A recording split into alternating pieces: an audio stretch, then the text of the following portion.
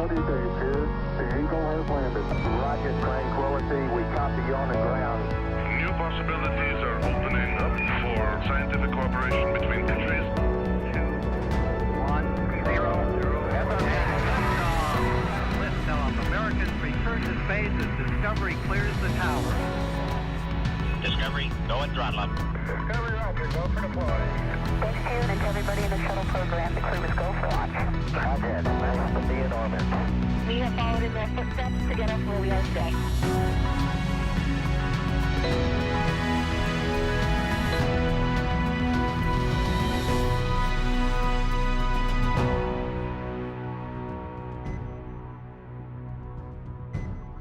Hello, everyone, and thank you for tuning in to the NASA SpaceX Crew-7 mission, a long-duration rotational mission to the International Space Station for NASA astronauts Jasmine Mogbelli, Andreas Mogensen, Satoshi Furukawa, and Konstantin Borisov.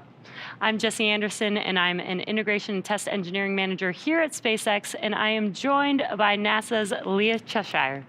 We are just under a couple hours away from the final approach and docking of Dragon to the International Space Station.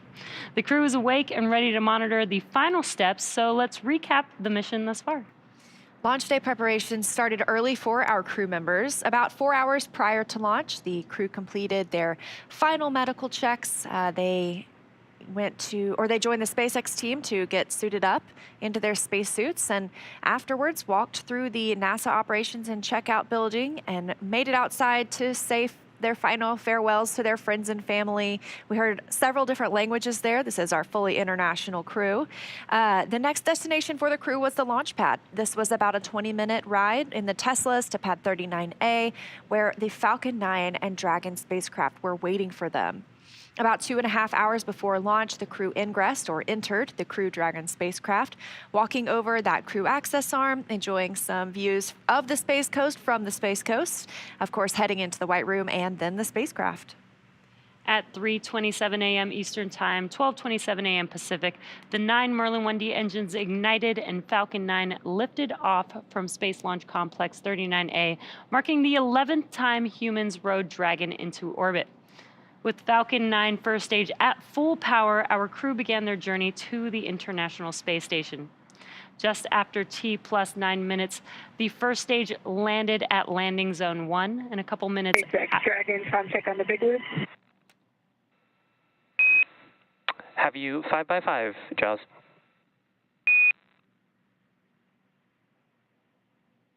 I have you the same. Houston, Dragon, time check on the big loop. Loud and clear, Jaws. How me? I have you the same. Station, Dragon on the big loop, com check.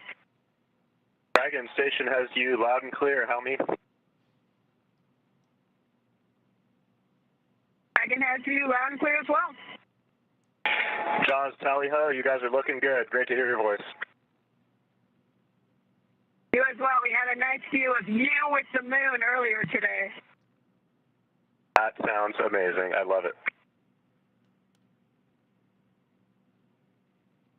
Love to hear that. So that was a lot of different voices, and you heard the term the big loop. So the big loop is up. That means this is a communication path from the ground to Dragon and the International Space Station and Hawthorne and Mission Control Houston. So everybody can talk on the same loop at this point. We will be entering integrated operations pretty soon. So you'll be hearing a lot of different voices from teams across, of course, here in Hawthorne as well as Houston, and then our space station and Dragon crew members as well. So back to liftoff last night, about 50 minutes after launch at 1:15 a.m. Pacific, Dragon executed the phase burn. This is the first of 5 major burns required to raise Dragon's orbit and position it for approach to the International Space Station. Dragon raised its orbit using the Draco thrusters over the last several hours as it chased down the space station. And just a few hours ago, the boost burn took place at 10:01 p.m. Pacific time. The boost burn put our crew in an orbit where Dragon's apogee, or the highest point, will be 10 kilometers lower than the station. After that, we executed the close co-elliptic burn at 10:45 p.m. Pacific time, the close burn placed Dragon on an orbit roughly co-elliptic with the space station, meaning it was maintaining an orbit roughly 10 kilometers lower than the station the entire way around the Earth.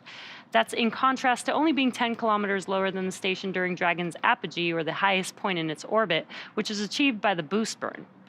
From there, at 11:54 p.m. Pacific, we executed the fourth major maneuver known as the transfer burn. This is where we raised Dragon's apogee, the highest point of its orbit, to just 2.5 kilometers lower than the station. Then we rounded everything out with a final co-elliptic burn at 12:41 a.m. Pacific to once again maintain a constant orbit lower than the station, this time just that 2.5 kilometers below. This is a shorter burn lasting just over 30 seconds.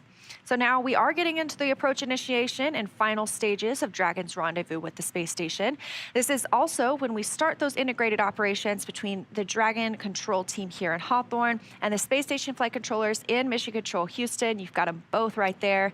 These teams will transition to the integrated operations about 45 minutes prior to approach initiation.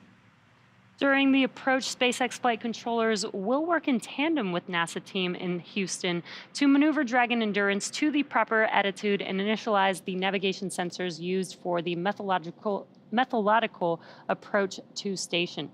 They'll also activate and test out a number of systems on Dragon, including bidirectional communications with the station using the C2V2 system. C2V2 stands for Common Communications for Visiting Vehicles. It sets up a data stream from Dragon to the station, giving another path for Dragon telemetry to come to the ground and giving an additional command capability to astronauts aboard the station.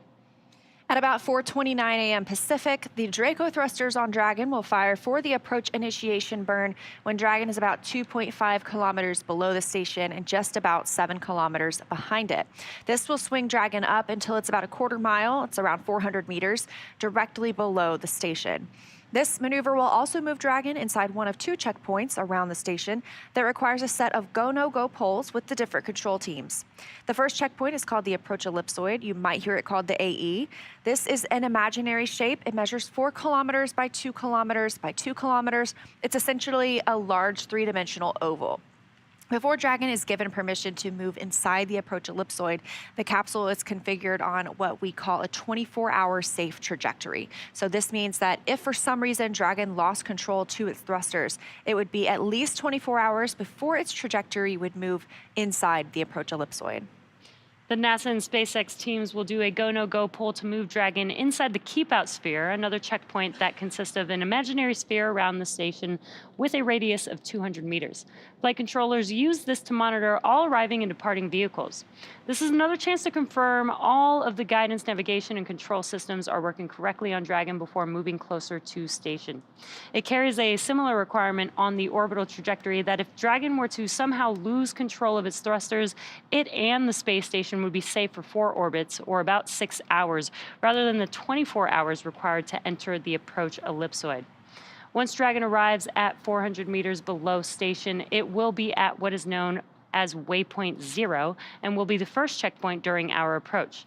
The vehicle can hold here at 400 meters, but if all of its systems check out, it can just continue to the approach to waypoint 1. Dragon's move from waypoint 0 to waypoint 1 will swing it up and out in front of the station. That puts it at a distance of about 220 meters. We're going to be actually going to the top of the station today. It'll be put on the docking axis. That means it's essentially directly in front of the docking port. So the crew is headed to the Node 2 Zenith port today. Dragon has docked to Node 2 for all of the crewed missions so far. That's where both of our international docking adapters are located. They are installed for these commercial spacecraft flights, of course, as well as any other future spacecraft that use the international docking standard. Once Dragon is only 20 meters away at waypoint 2, the spacecraft focuses on aligning its docking system with the international docking adapter. We may hear the call-out CHOP, which stands for Crew Hands-Off Point, a little less than 30 seconds before docking. At this point, any aborts will have to be done automatically by Dragon. Of course, then we are looking forward to the grand arrival when our crew docks to the space station. Dragon will fly in and make contact with the IDA, giving us what we call soft capture. The soft capture ring will retract until sensors indicate it's time for 12 hooks to drive in place and give us the hard capture that will firmly secure Dragon to its new home on the space station. The station crew, namely NASA astronaut Woody Hoberg, will manually pressurize the vestibule. That's the area between the Dragon hatch and the station hatch. Meanwhile, umbilicals that provide power, audio, and data connections from Dragon to the station are put in place. And then it's time for leak checks and hatch opening, which we currently have timelined to come a little more than 2 hours after docking. And let's see if we have some social questions. So it looks like this one came in after launch. Do they have to sit like that for 30 hours? Or is there a space for them to move around? So after launch, you know, the crew does have their off-duty time period. They have the opportunity to get out of their suits and their seats. I think they're able to stow their footrests, and that gives them a little more space as well. So they're able to, of course, take in the views. I'm sure they've been doing that a lot too. Oh yeah, I bet they have. And they're really only required to be inside of their seats for ascent, for any burns that are happening on the vehicle as it approaches the ISS, and then also when they return back down to Earth. Other than that, they can kind of enjoy the space inside of Dragon. Sounds like a dream. And we are taking these questions with the hashtag #AskNASA. So if you are on X, just use that hashtag. All the way through docking.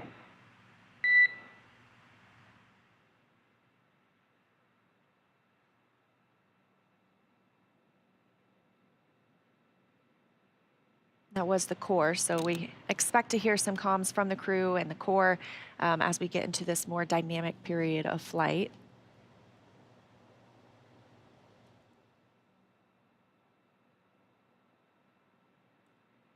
All right, let's check out another question on X. All right, since SpaceX Crew-7 is the most international launch, I'm wondering, has NASA ever launched a mission without any American astronauts?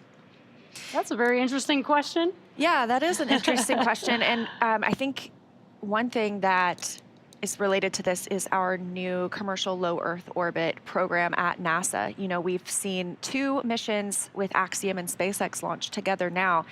Those do launch from Kennedy Space Center, and they have a former NASA astronaut as the commander, but those are fully considered private, or they have astronauts from other governments. So it's not necessarily a NASA mission. It's not necessarily NASA astronauts on board. But that is happening, and that is kind of paving the way for the future of spaceflight, where we have a low Earth orbit economy. Right, and here's on your screen our international crew. We do have Jasmine Mogbelli as the commander, pilot Andreas Mogensen, Satoshi Furukawa as a mission specialist on this flight, as well as Konstantin Borisov. And we are coming up on AI burn pretty shortly, I think just about a minute away. That is a 90-second burn approximately.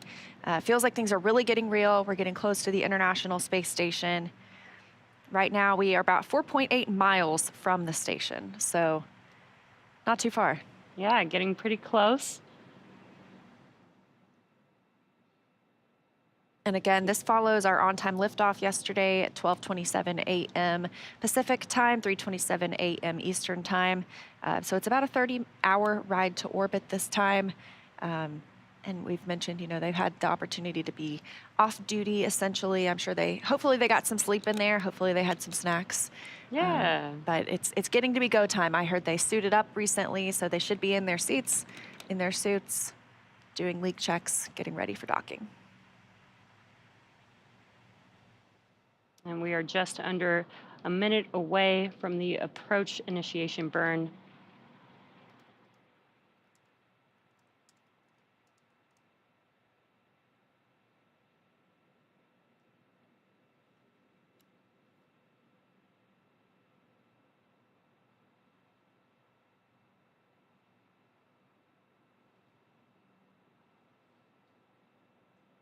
And as we wait for that burn, what you're seeing on your screen is Mission Control Hawthorne. This is where we have the teams monitoring Dragon as they are approaching the International Space Station.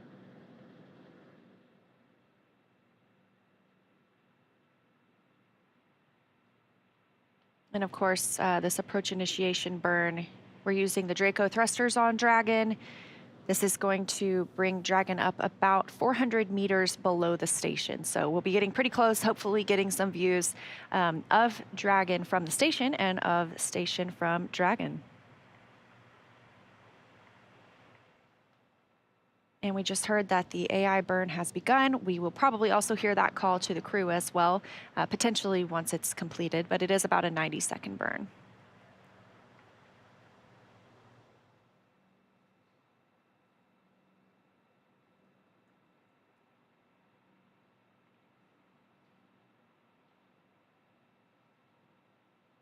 So the Draco thrusters on Dragon have just started to fire for the approach initiation burn. Dragon is currently about 2.5 kilometers below station, about 7 kilometers behind it. And again, this burn is going to swing Dragon up until it's about 400 meters, a quarter mile essentially, directly below the station.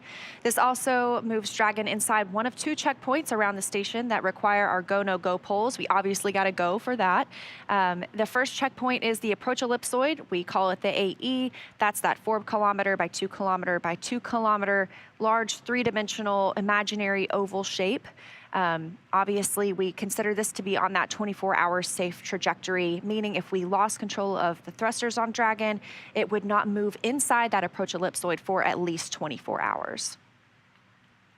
And again, we are waiting for just the confirmation that the approach initiation burn has concluded. Dragon does have the ability to perform a mid-course maneuver about halfway through the journey to waypoint 0 to ensure the Dragon... And Dragon SpaceX on the big loop, we had a nominal approach initiation burn. If desired, you can review your impulsive retreat cue cards. SpaceX Dragon copies on the big loop, and reference cue cards have been reviewed. And Dragon SpaceX on Dragon to ground, just wanted to confirm that we will not be swapping a LiO cartridge, as you previously asked. We'll remain on this cartridge all the way through docking. How copy? Dragon copies will stay on this cartridge.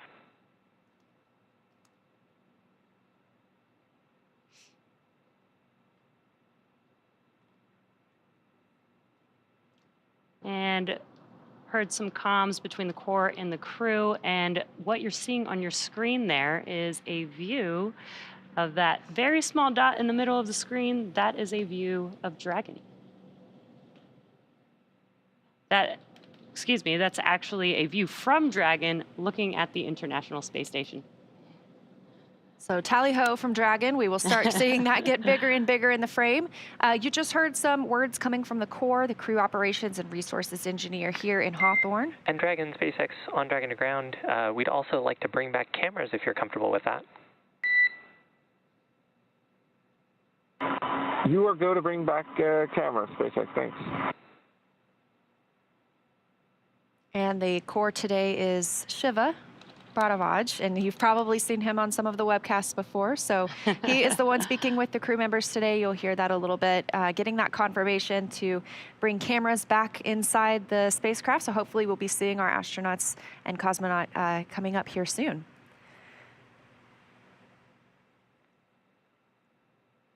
SpaceX Dragon on the big loop, successful intercom check. Good news, Dragon.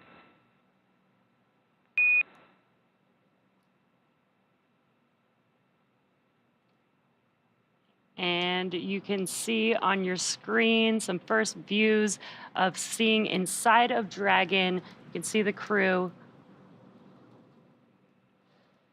And again, that is the International Space Station that you can see on the screen there.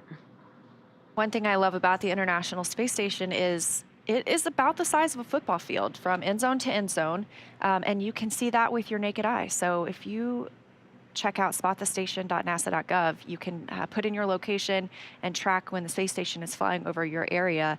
It'll tell you when to look up and look outside, what direction it'll be coming from. And it's pretty amazing to be able to see our humans from Earth living in space. And back inside the Dragon capsule, we have everyone in their suits and seats. Looks like they are fully suiting up now, putting those gloves on, as well as we have a view of those crew access panels, those displays in front of them, pilot and the commander there in the center.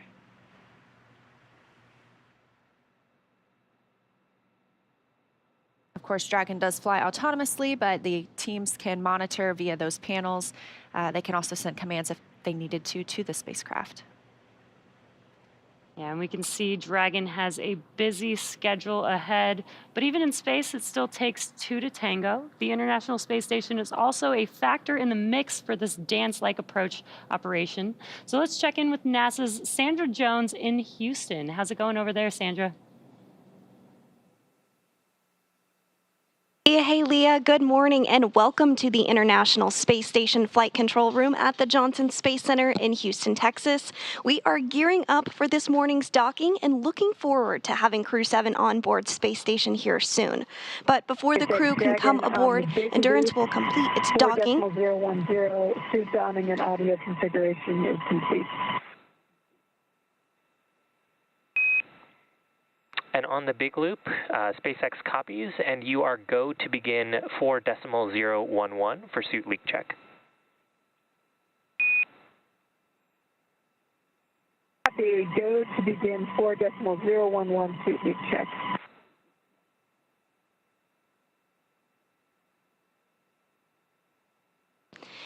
And those words up to Jasmine Mogbelli, the SpaceX Endurance commander.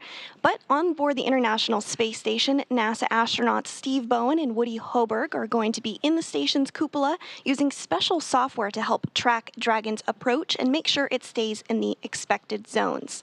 Once Dragon is docked, Hoberg will be primed to start hatch opening operations, and he'll start by opening the large hatch on Node 2 Zenith, giving him access into the pressurized mating adapter. Then the crew will have to pressurize the vestibule, which is the small space between hatches on Dragon and Space Station. Because this was exposed to vacuum prior to docking, the crew will need to fill it with air and make sure its pressure is nearly equal with the atmospheric pressure on Dragon and the Space Station. Hoberg will then use a small valve on the station's hatch to slowly introduce air into the station's vestibule. Flight controllers here in Houston will monitor and verify the pressure readings to make sure that everything is leak-free before we get ready to open up the hatches. Here in Mission Control, NASA Flight Director Judd Freeling is leading the team for Dragon's approach and docking today. And to their right is our Capcom today, Amy Dill, who will be communicating with the crew aboard Space Station. Now, as you may know, right now there are 7 astronauts aboard the space station, but of course that number will jump up to 11 once Crew-7 arrives on board.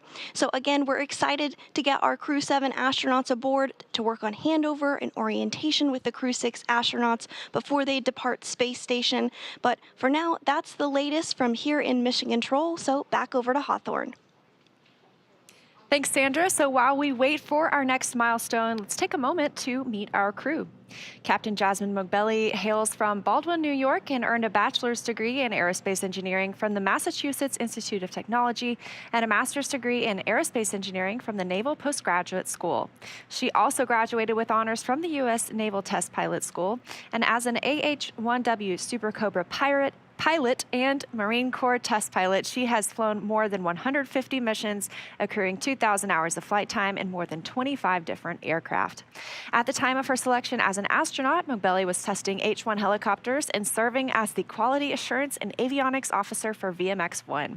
She is also the proud mom of twin girls. They were really sweet the other night in their SpaceX replica suits when they said farewell. Loved it. So cute. This is pilot Andreas Mogeson's second trip to the space station. His first was as the flight engineer for the ESA IRIS mission in 2015. Mogeson has logged 9 days, 20 hours, and 9 minutes in space. He was born in Copenhagen, Denmark, and graduated with an international baccalaureate from the Copenhagen International School, a master's degree in aeronautical engineering from Imperial College London, and a doctorate in aerospace engineering from the University of Texas at Austin. In 2015, Mogensen became the first Danish person to go to space, and currently... Dragon on the big loop, ready to pressurize. And Dragon, SpaceX on the big loop, you are go to initiate suit leak check. And we do not show that the cameras are internal.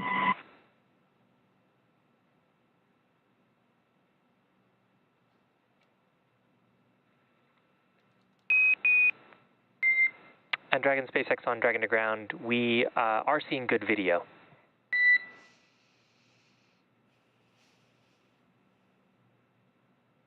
Yeah, Dragon copies. And some comms confirming that the crew is go for leak checks. Now, currently, he is serving, Andreas Mogensen is serving as the European Astronaut Liaison Officer to NASA's Johnson Space Center in Houston. Next up, we have mission specialist Satoshi Furukawa. His interest in space began when he was 5 years old and saw the Apollo 11 moon landing on TV. It's just amazing to me. He was also a fan of the Japanese TV space hero Ultra 7, and his professional career began as a medical doctor. But after seeing a news report about Japan auditioning for new astronauts to do science experiments on the space station, he decided to apply. And he was selected by the National Space Development Agency of Japan to be an astronaut candidate in 1999.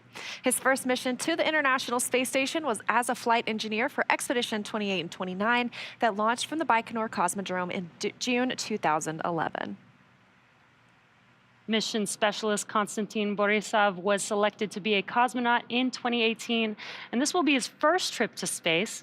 He has a Bachelor of Economics from the Russian Academy of Economics, a Master's of Science and Operations Research and Systems Analysis from Warwick University in Coventry, UK, and a Master's in Aircraft Life Support Systems from the Moscow Aviation Institute.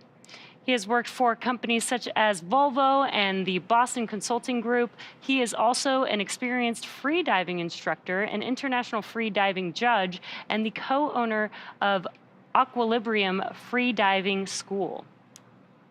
So that is our very international crew. 4 crew members. Again, we've just completed the approach initiation burn. We're looking for docking to happen at about 9:05 Eastern time today, so 6:05 a.m. Pacific coming up. Again, that's just a little over an hour and a half from now. This view on the right of your screen is Mission Control here in Hawthorne. That is where Dragon spacecraft itself is being commanded. We just heard from Sandra Jones in Houston, and Mission Control Houston, where the International Space Station is being commanded.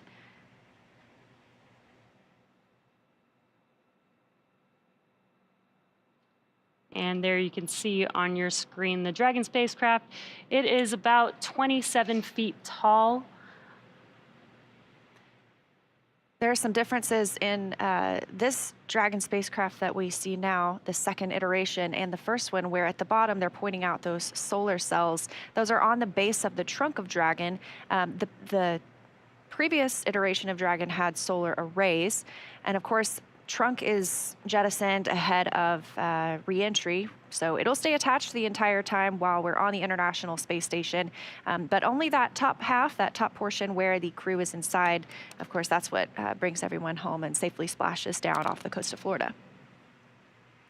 And we expect to see that happen in just about a week with our Crew-6 crew members currently living on the International Space Station. They arrived about 6 months ago. Dragon, we show 4 good suit leak checks.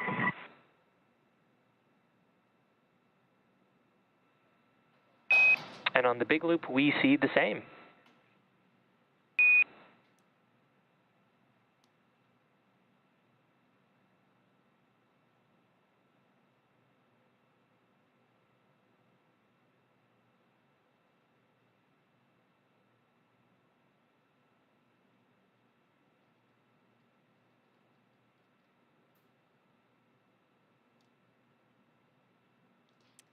And we just heard confirmation of 4 good suit leak checks, so that's great news. Basically, the crew is prepared for docking to the station. They do have to make sure that their suits are working properly prior to docking to the station. So taking a look here at the suits themselves, these are custom fitted for each crew member. A 3D printed helmet accompanies the spacesuit. These are pretty sleek. They are used for dynamic portions of the mission. That's why they're able to get out of them during the free flight portion. So again, they're suited up. We've had those leak checks. They're able to get air conditioning as well as communications through these suits. There's a hookup on the side of their seat with which they would plug into that keeps them cool, keeps them comfortable on the flight. Yeah, we always like to say that the Dragon spacesuits are an extension of the Dragon capsule itself because they do need to work together basically as one unit to ensure that the crew is safe, needs to provide the same nitrox air inside of the suit if needed, just as inside of the cabin. So very much so like one unit working together. So the next milestone coming up is the mid-course maneuver. It can be done. It's about halfway from our starting point of approach initiation to waypoint 0. So it's a small burn. It helps fine-tune that approach. We're targeting, of course, that precise 400 meters directly below the station. And that's what the approach initiation burn did for us, was bring us up to that 400-meter point. Of course, we are still en route to that point, but we also passed through waypoint 0 on the way. Coming up next, we will be looking to pass through waypoint. Well, we will pass through waypoint 0, and then we'll pause at waypoint 1.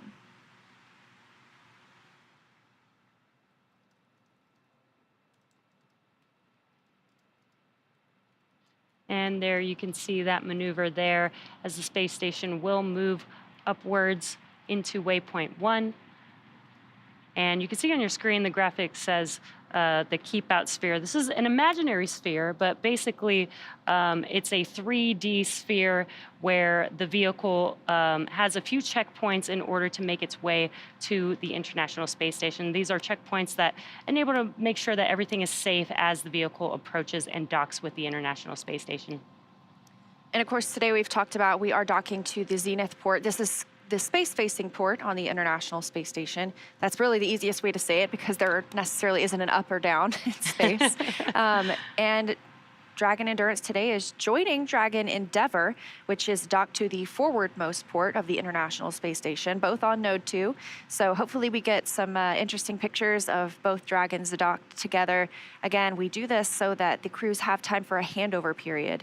They're able to, pass on what they've learned, pass on anything throughout the flight before Crew 6 heads home themselves. And this is a very cool graphic. You can kind of see exactly where Dragon is relative to the space station. And basically, Dragon is trying to align itself with the International Space Station into the same orbit. And also a cool thing that you can also see in this graphic is where the Hubble Space Telescope is relative to both the Dragon spacecraft and the International Space Station, which are both in low Earth orbit.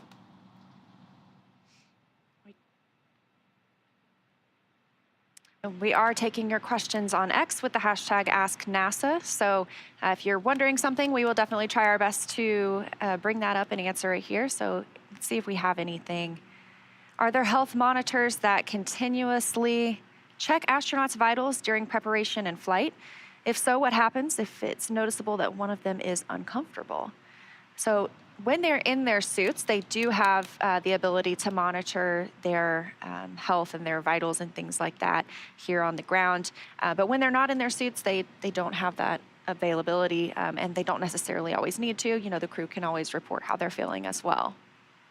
We also have something similar in our suits on a spacewalk. So the flight surgeon is able to monitor on the ground, kind of the consumables is what we call it. So the amount of oxygen or the temperature of the astronaut. And so they can recommend things like maybe let's pause here or, whatever we need to do to either extend the time that they're available to use the suit or just to make sure that they're comfortable and can get the work done on the space station. Yeah, very cool. We've got another one here. Is there a difference in the amount of fuel and propellant for cargo, payload, or crew? Yeah, that's a very interesting question. One thing to point out is that the cargo Dragon actually does not have the abort thrusters, the Draco thrusters, that the crew vehicle have. So essentially, you would use less fuel or need less fuel for a cargo mission than for the crew mission. Yeah, of course, we call those the Super Dracos, and those are inhibited once we get on orbit. So those are no longer necessary, no longer in use for the flight. Any of the thrusters that are being used are either the service section Dracos or the forward bulkhead Dracos. Those Super Draco thrusters around the base of the capsule are really only to help in a launch abort scenario. This question, what is the expected time of arrival on the International Space Station? So we are a couple of hours away. Well, actually less than that. We expect to see arrival at 6:05 a.m. Pacific time, 9:05 a.m. Eastern time. So we're going to see things getting pretty, moving along pretty quickly here. Moving along into our next milestones. I think coming up next, we will pass through waypoint 0. Again, it's not a stopping point. It's just another way we can monitor Dragon's approach to the International Space Station.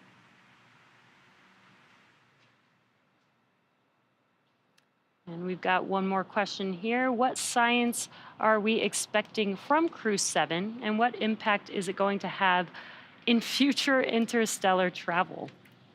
I don't know about future interstellar travel necessarily, but of course, I love the opportunity to talk about the science here.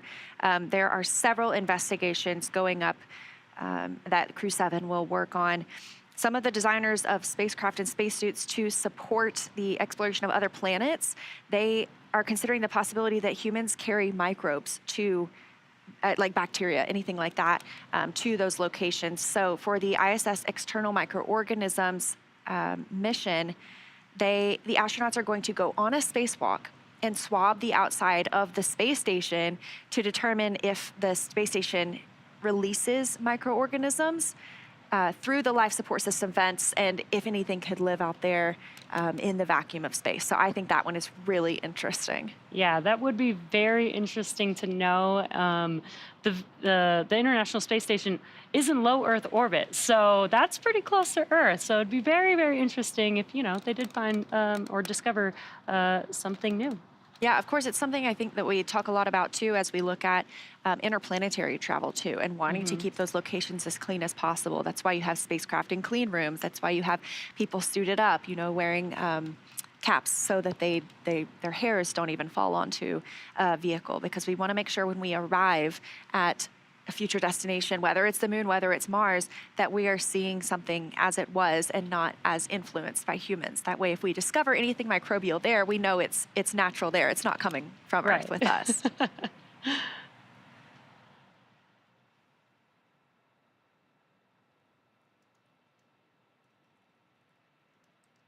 Now on your screen, on the left-hand side is Mission Control Hawthorne. This is the team that's actually monitoring Dragon, and they monitor Dragon from liftoff all the way to the crew arriving at the International Space Station, as well as when the crew returns back home all the way through splashdown. That mission control room in Hawthorne, that's the team that is monitoring Dragon and the crew throughout the entire mission. Yeah, and obviously we are getting into joint operations now. That means both of these teams are working together. So previously, the International Space Station was obviously clearly monitoring Dragon's flight, but mainly focused on the International Space Station and preparing it for docking. But now these teams are really working in tandem as we get closer to those two vehicles linking up. Again, coming up in just a little over an hour from now, 6:05 a.m. Pacific, 9:05 a.m. Eastern time. Yeah, and this really shows that teamwork makes the dream work. I think you're 100% right.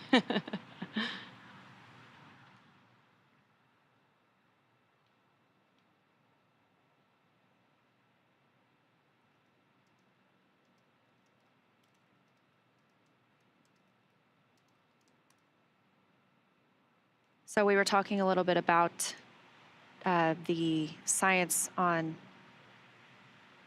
that Crew-7 will be working on. Of course, the International Space Station has been in orbit almost or been constantly inhabited for almost 23 years now. So there have been thousands, I would think, I know hundreds, definitely over 1,000 scientific experiments going on the International Space Station.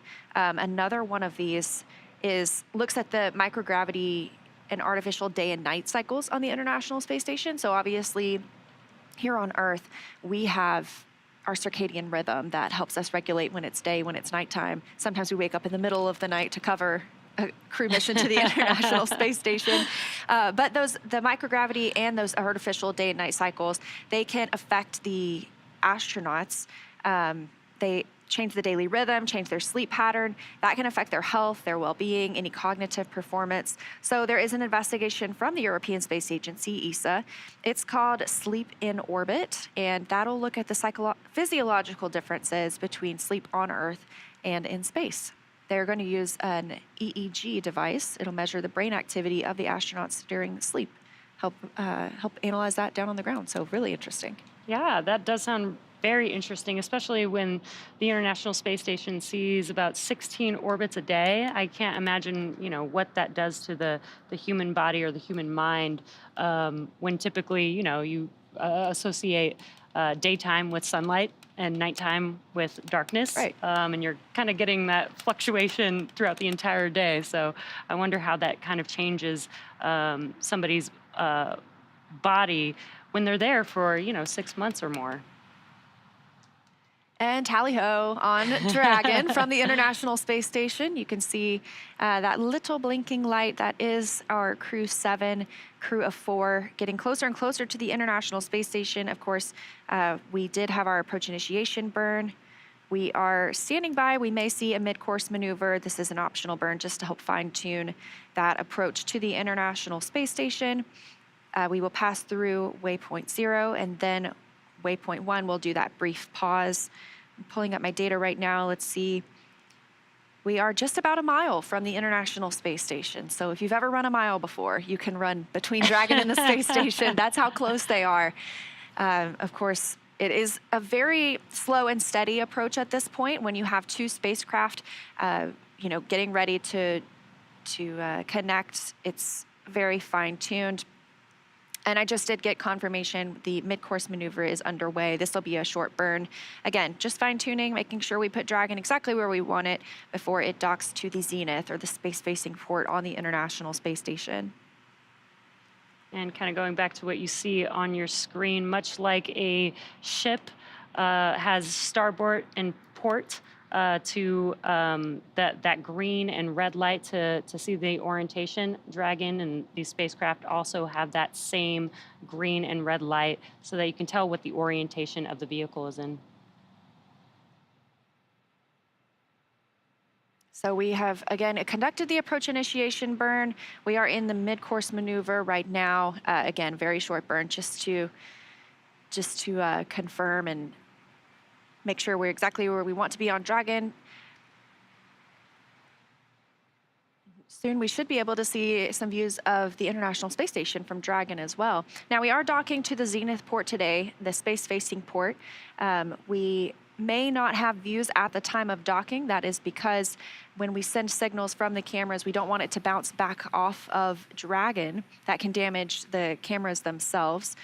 So we may not have views during that point as it prepares to dock, at least not from the closest camera, but we will have confirmation. And Dragon SpaceX on the big loop, we had a nominal mid-course correction and the trajectory has converged on waypoint 0. Expect waypoint 0 arrival at 1217 Zulu. SpaceX Dragon copies all and copy 1217. Great news. We had confirmation that the mid-course maneuver is complete and that we are on track to waypoint 0 at the 5:17 a.m. Pacific time timestamp there, which is just about 18 minutes from now. And of course, they could hold at waypoint 0 if they wanted to, but we don't have anything that's tracking for us to do that at this time. They'll be able to move right through waypoint 1. I believe that's about 220 meters from the station. And these pauses are built in so that we can continue to check the systems on Dragon as well as on the International Space Station side. Just make sure everyone is still performing optimally before we get into this delicate dance, as we've called it before. And like we were just talking about, you know, we see liftoff happen so fast. The crew is traveling very quickly, you know, catching up to the International Space Station. Some of these burns last quite a long time, but as we get closer and closer, you know, it is much slower, much more paced as we get into the approach ellipsoid, the keep out sphere, just bringing these two spacecraft closer together and making sure that we are very careful as we bring them together in space.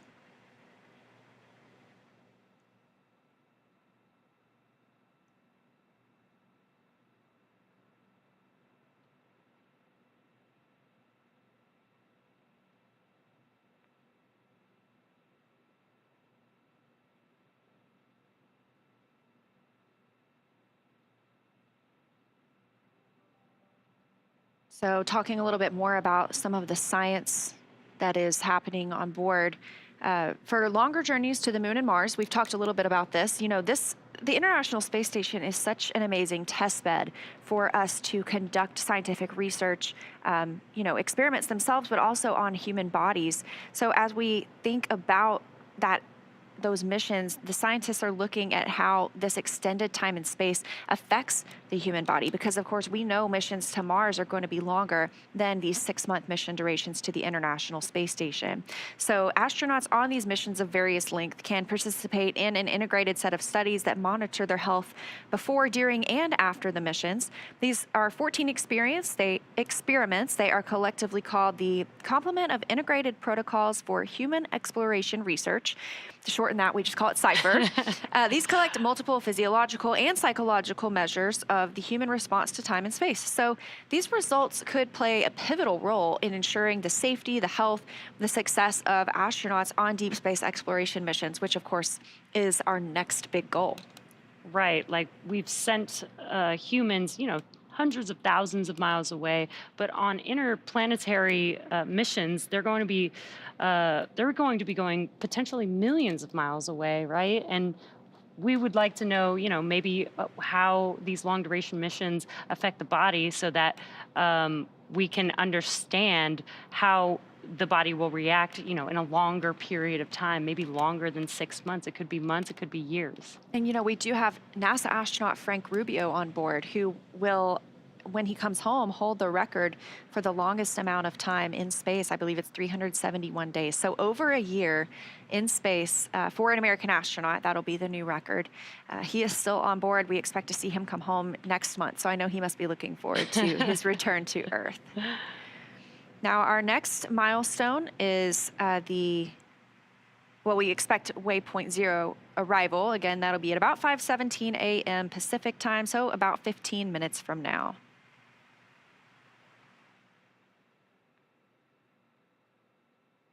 And again, if you're just tuning in, this is Dragon making its way to the International Space Station, this view coming from the space station itself.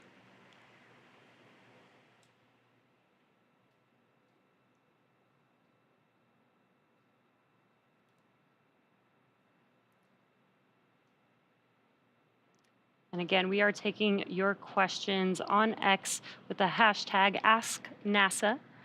See if we have some questions here. How long was the prep for this mission overall? Ooh, that's a great question. Yeah, so, you know, a lot of these crew members have been assigned to this mission for probably over a year-ish, but they've been astronauts for longer, or a cosmonaut for longer. You know, we know Satoshi Furukawa was selected as an astronaut in 1999. So upon selection, you really start your prep for your missions, even though you don't necessarily know what mission you'll be on at that time. But you start things immediately, like training how to use the systems on the International Space Station, how to perform maintenance, how to do spacewalks. So your training really starts the day you become an astronaut candidate.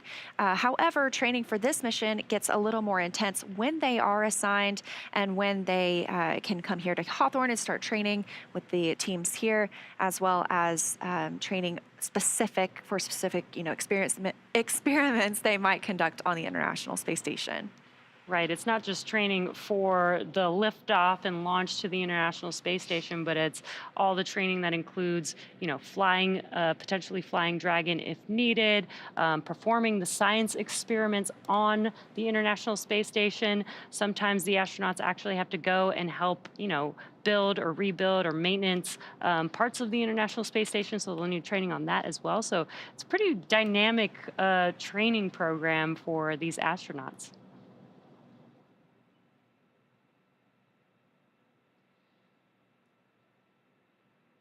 You've got a live look inside Dragon Endurance right now. That's pilot and Commander Jasmine Mobelli and pilot Andreas Mogensen, just monitoring the spacecraft's progress. Dragon SpaceX on the big loop. Ground has pulled go for approach 0 and 1 and will enable the maneuver shortly.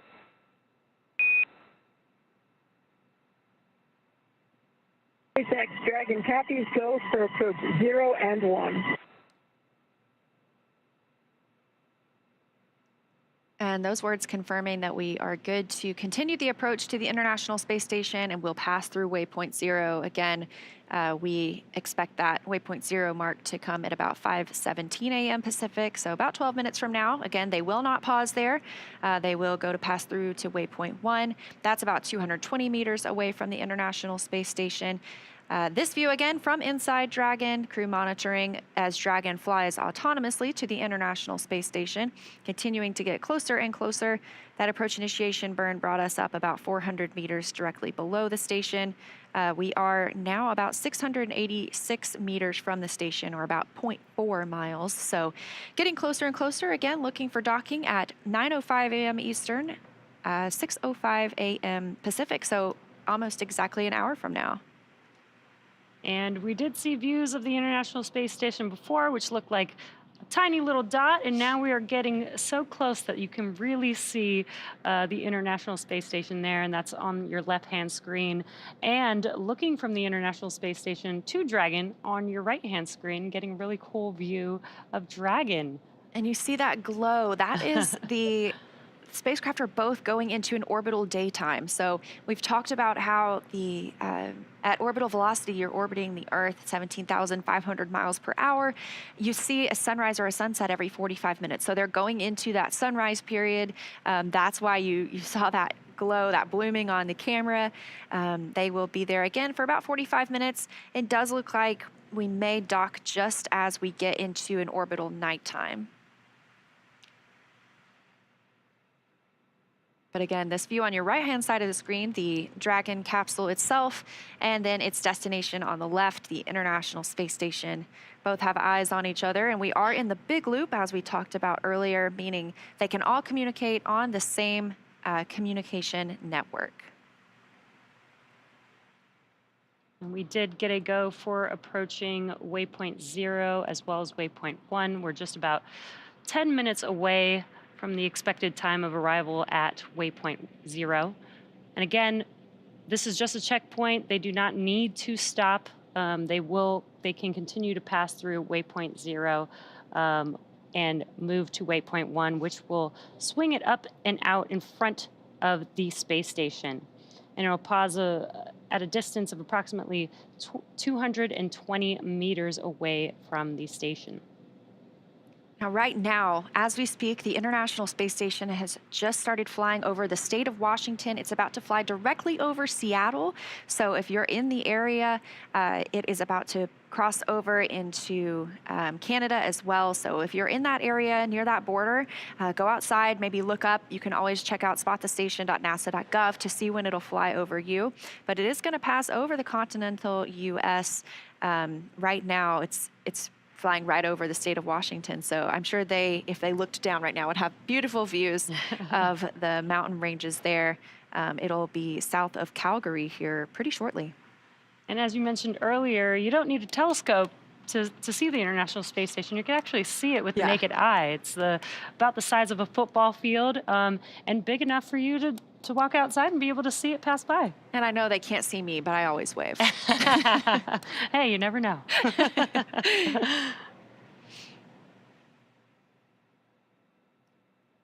So again, things still progressing pretty smoothly this morning. Next milestone being that they will pass through, will not stop at waypoint 0, less than 8 minutes from now. And a reminder, we are going to the zenith, or the space-facing port of the International Space Station today. They will be next-door neighbors with Dragon Endeavour, which is at the forward-facing port on Node 2.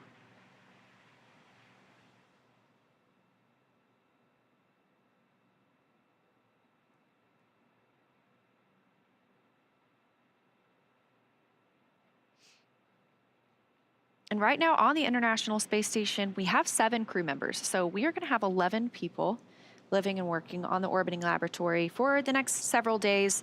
We'll start looking at an undocking timeline and a splashdown date for Crew-6 pretty soon. But we want to make sure they get that handover time. So right now, again, 7 people living on the space station. Right now, it looks like 4 of them are having their midday meal. So on the space station, they use Greenwich Mean Time. It's just a little bit after noon there, about 12:10 p.m.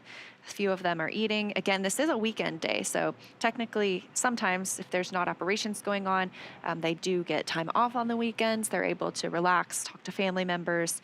Right now, several of them are eating, and then Woody Hoberg will step into the Dragon approach monitoring. He will also work on pressurizing the vestibule once we are docked.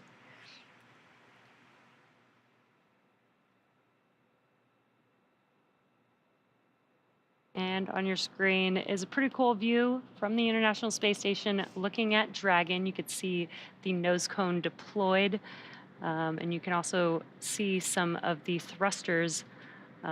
They're using the Draco thrusters to maneuver Dragon towards the International Space Station.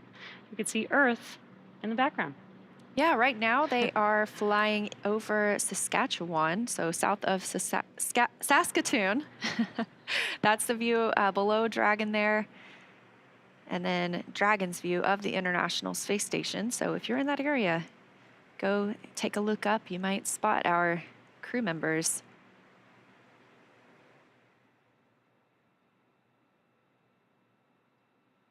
Again, less than an hour away from docking now. It will bring that crew up to 7 people. And we are about 5 minutes from reaching waypoint 0. Expected time is 5:17 a.m. Pacific time.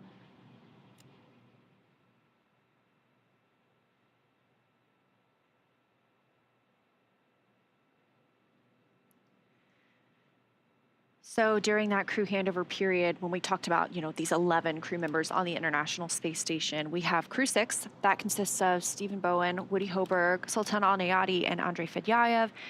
They have been living up there for about 6 months now. And before we bring them home, we want them to be able to talk to Crew-7. We have some first-time flyers, especially on this spacecraft. So we want them to be able to show them the ropes of what's going on aboard the International Space Station.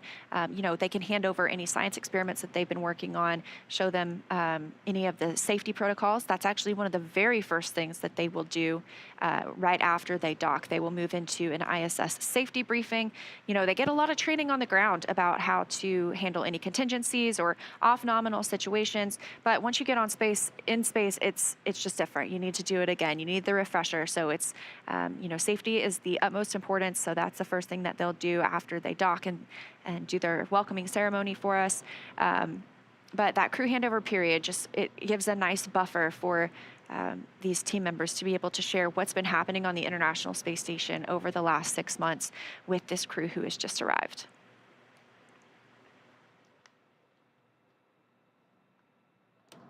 This view from another camera on the International Space Station. Again, this station right now is about 262 statute miles over Earth, actually flying over Ontario at this point. It's moving pretty fast. Just a couple minutes ago, it was flying over Washington State. We're now all the way over Ontario, so 17,500 miles an hour. That is about 5 miles per second. Quite speedy. And speed is relative, so it doesn't look that fast on your screen, but that is very, very fast.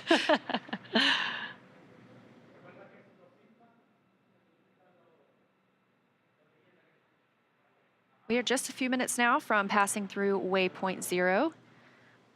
And we expect to pass through waypoint 1 as well. That'll be about 20-25 minutes following our pass through waypoint 0. Again, these are points built into the docking process. That way, if we needed to hold at these, we definitely can. It's a great opportunity to check out any systems, but the teams here in Hawthorne as well as in Houston have pulled go. They're not tracking any issues that would preclude us from a safe docking. Again, looking at that coming up at about 6:05 a.m. Pacific.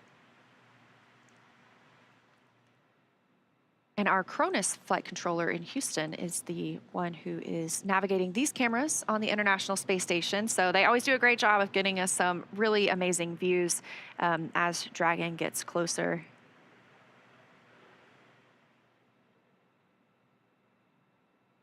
Again, just as a reminder, waypoint 0 will mean that Dragon is 400 meters directly below station, and as it maneuvers to waypoint 1, that is basically swinging the vehicle to out in front of the station. It will be approximately 220 meters away from station. And that is coming up here in just about 2 minutes from now. We're reaching waypoint 0 is coming up in about 2 minutes.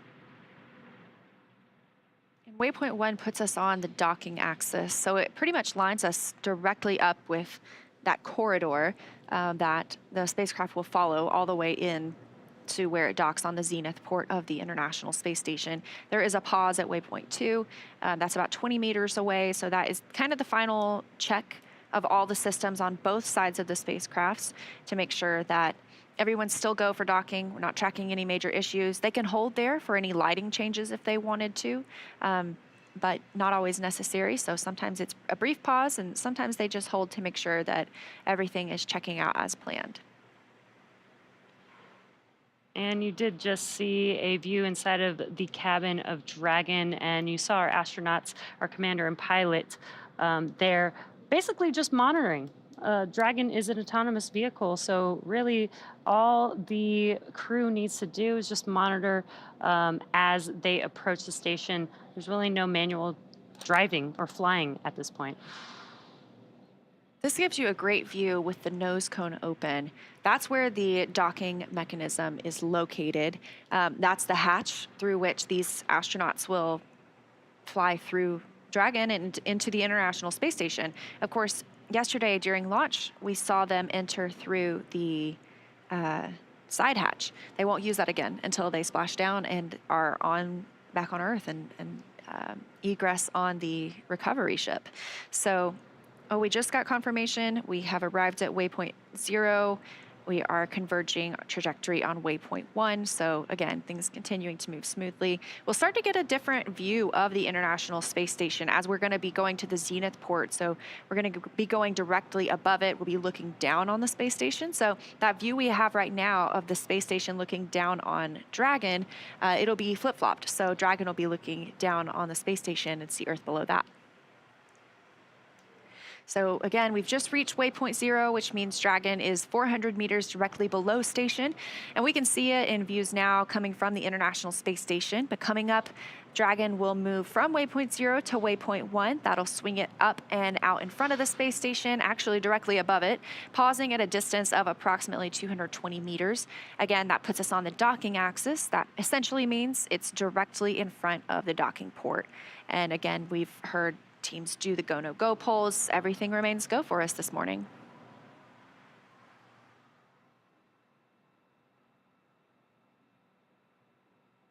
So again, coming up next, we will see Dragon SpaceX on the big loop. Approach 0 has started and the trajectory has converged on waypoint 1. Expect arrival at waypoint 1 around 1259er UTC.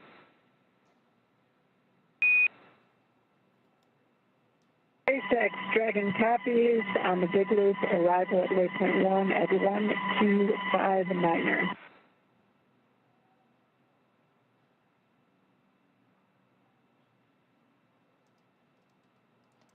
And just the core communicating with the crew, confirming that they are on their way to waypoint 1.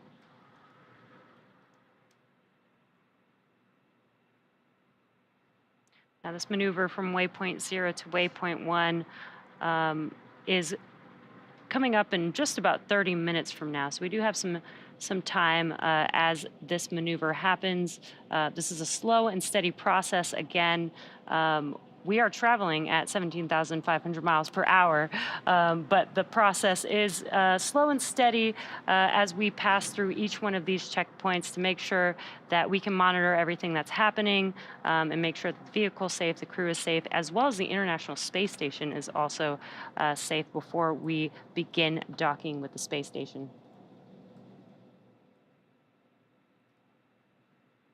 We were just talking about what's underneath the nose cone.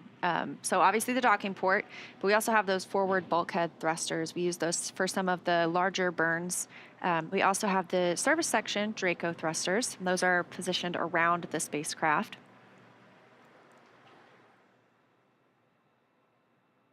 We'll just be using those service section Dracos as we get closer to the International Space Station. Again, very fine-tuned. And this, I just noticed, is very cool. On the left side of your screen, up a little, if you're looking towards the top of the International Space Station or towards the top of your screen, you can see Dragon Endeavour docked to that forward-facing port. Again, we are going to the Zenith port, so you can see that outline perfectly. That's so fascinating. You can also see some of those International Space Station rollout solar arrays, those IROSAs. If you look towards the right side, you know, they look like they are a little bit detached, sort of. They are mounted differently on our solar arrays.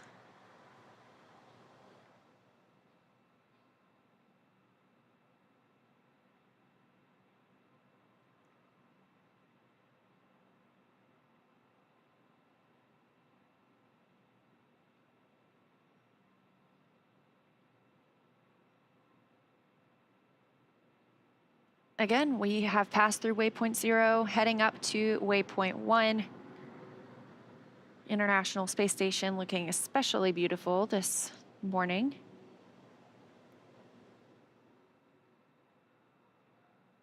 We are in that orbital daytime. We are now flying over the Atlantic Ocean, so we have at this point passed over the continental US, North America.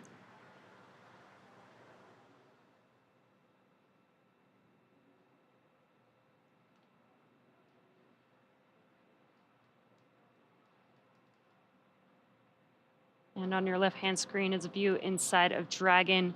On your left-hand side is Commander Jasmine Mogbelli, and on your right-hand side is the pilot for this mission, Andreas Mogensen. Again, they are just monitoring. They are able to confirm, you know, on their displays that what they see matches what we see here in Mission Control as they make their way to docking to the International Space Station.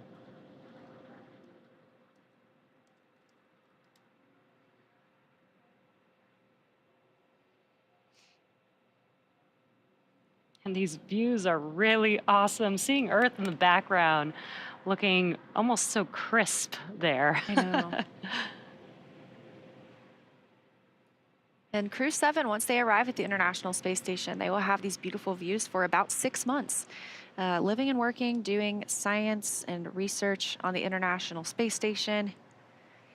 We did get an updated docking time. It has shifted just a few minutes to the right. We're now tracking 9:08 a.m. Eastern Time.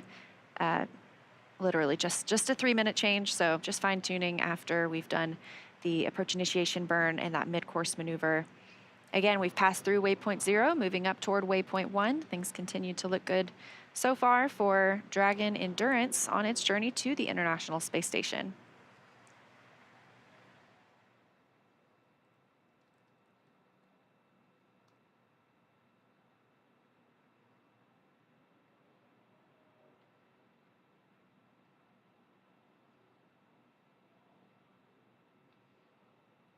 And this, the astronauts, the first crew to fly on a spacecraft, have the opportunity to name it.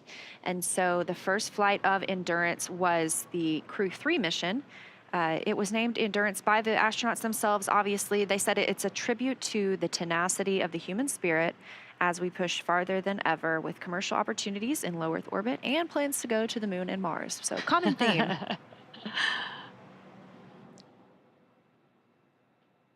Awesome. We're seeing another view from the International Space Station. Looking. Yeah, if you look closely, there's Dragon in the center there. Again, our Cronus flight controller tracking these views for us in Mission Control Houston. Thank you, Cronus.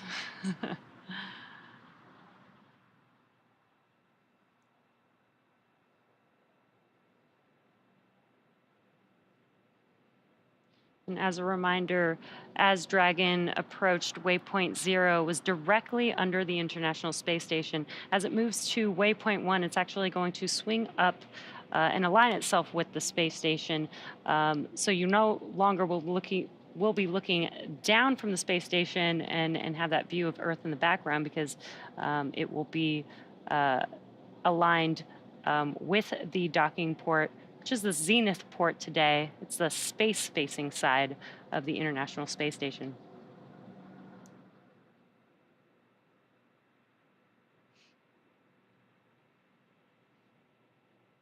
Once our astronauts arrive and our cosmonaut arrive to the International Space Station today, they will be members of Expedition 69.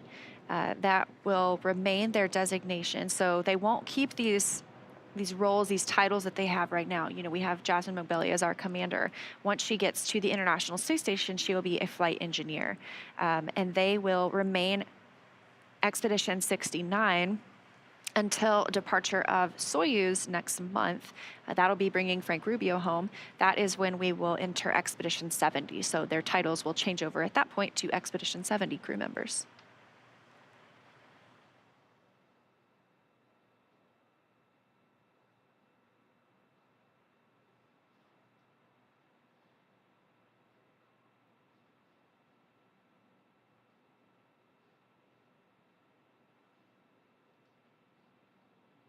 We're about 25 minutes until we expect to reach waypoint 1. Sorry, about 35 minutes, I believe. Again, that's that 220 meter. It can be used as a hold point. I don't think we intend to use it as a hold point today, but it is on the docking axis. It'll be directly above the International Space Station, directly above that zenith port on node 2.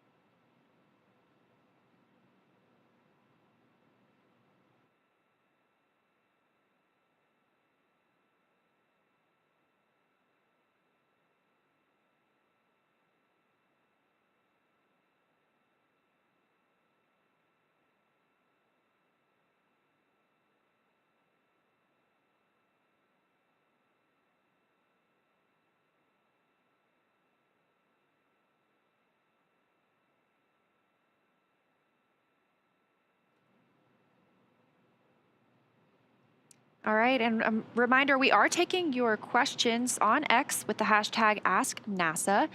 We have one from Sahid asking if there are any problems with docking if they are on the dark side of the Earth, which it does happen several times a day. We see that happen about every 45, 90 minutes, or sorry, a sunrise, sunset every 45 minutes.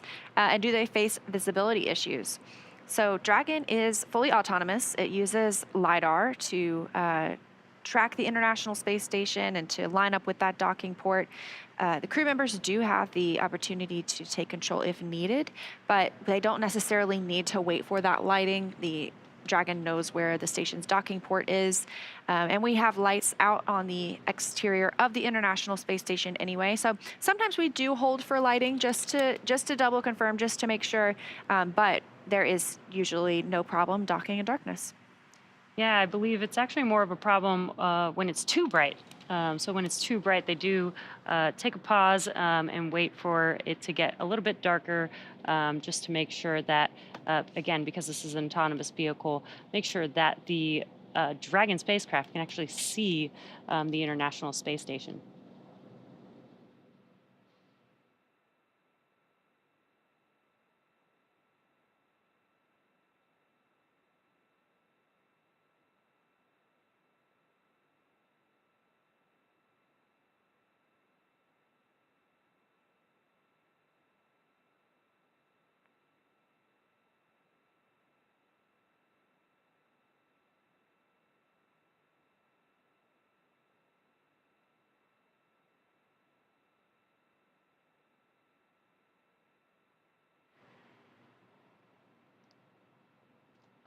And we are taking questions on X with the hashtag AskNASA.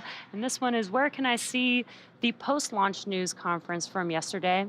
And also, you're doing a good job. Good job, Thank you Leah. so much. Good job, Jesse. Thank you so much. You can find the post-launch news conference on NASA's YouTube.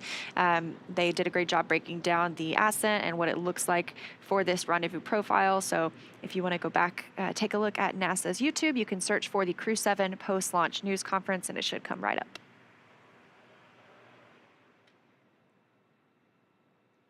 Next question is, when will Crew-7 be back to Earth? Well, these are long-duration rotational missions, but the durations are approximately 6 months. So every 6 months, we fly a crew up to the International Space Station, and the crew on board will then return back home. So Crew-7 will be up there for about 6 months and come back. We're starting to see the views change a little bit. You know, we were looking directly down on Dragon, but now we are swinging up and above the International Space Station, because we'll be docking to that zenith port. So again, like I mentioned earlier, we were looking directly down on Dragon with the Earth below it. Pretty soon, Dragon will be looking directly down on the International Space Station with the Earth below it. Looks like right now they are flying off the west coast of Senegal, about 260 statute miles above Earth.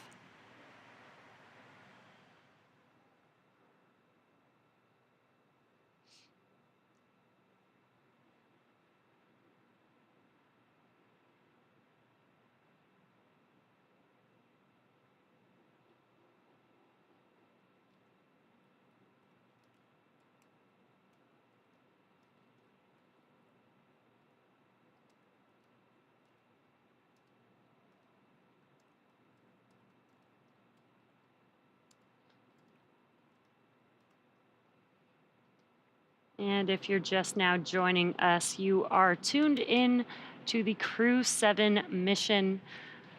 The crew launched last night at 12:27 a.m. Eastern Time.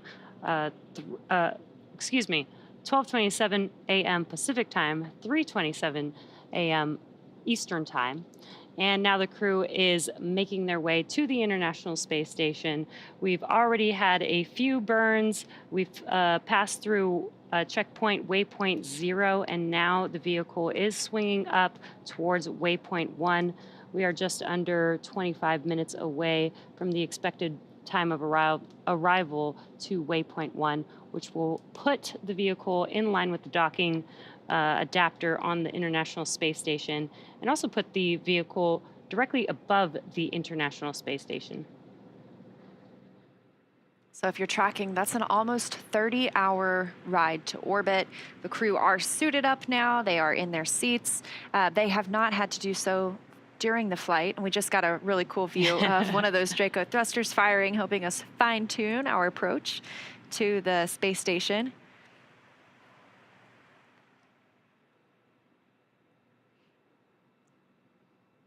Our 4 crew members arriving today: Jasmine Mogbelli, Andreas Mogensen, Satoshi Furukawa, and Konstantin Borisov.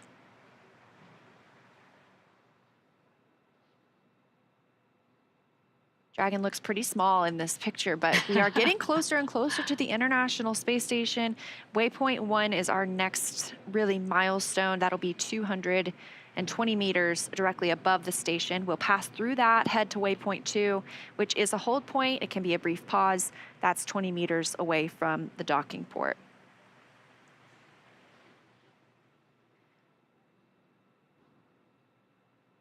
And once the astronauts arrive, they will be joining a crew of already 7 people living on the International Space Station, so bringing that total up to 11. The other astronauts and cosmonauts living on the station right now are Stephen Bowen, Woody Hoberg, Sultan Al-Nayati, Andrei Fedyaev, Frank Rubio, Sergei Prokopyev, and Dmitry Petelin.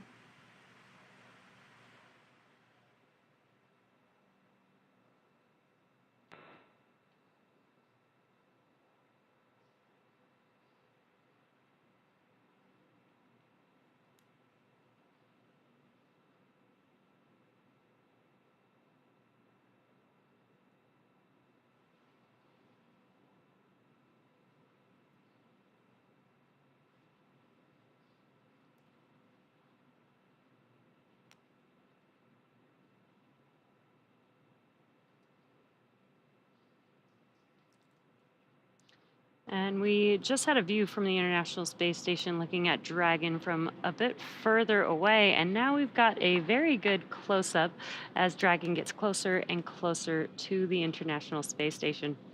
Yeah, looking crystal clear. Again, that nose cone is open. Of course, when we launch, it is closed.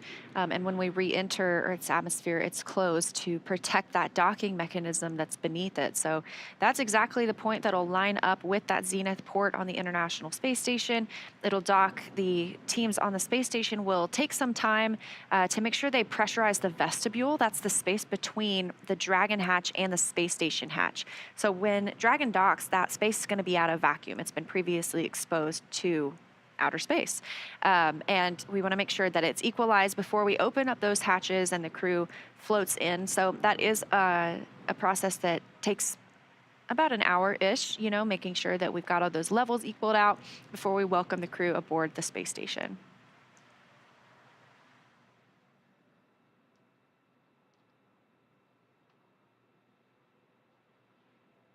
Yeah, this is another view from the International Space Station. You can see one of the robotic arms on the left, and close to center of your screen, that is Dragon.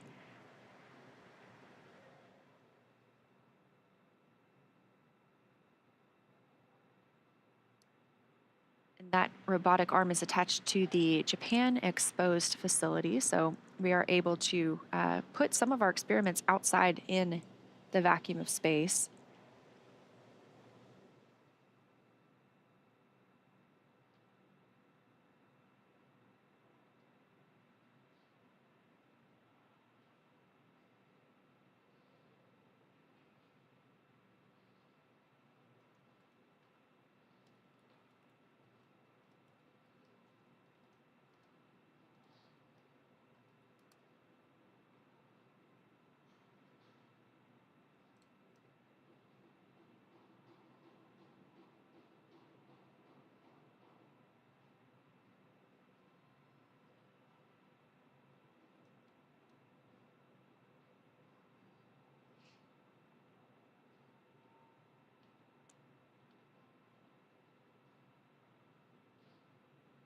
Again, we are about 23, 22 minutes away from waypoint 1, reaching waypoint 1. Can be used as a hold point. We do not anticipate doing so today.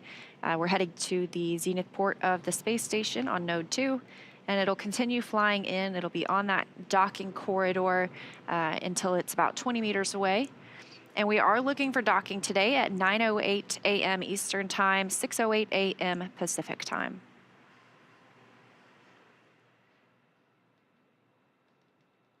And this again is Dragon Endurance that we're looking at. It flew first on the Crew-3 mission. It also flew the Crew-5 astronauts to the International Space Station. Dragon SpaceX on the big loop. Expect reconfiguration of the C2V2 return link shortly.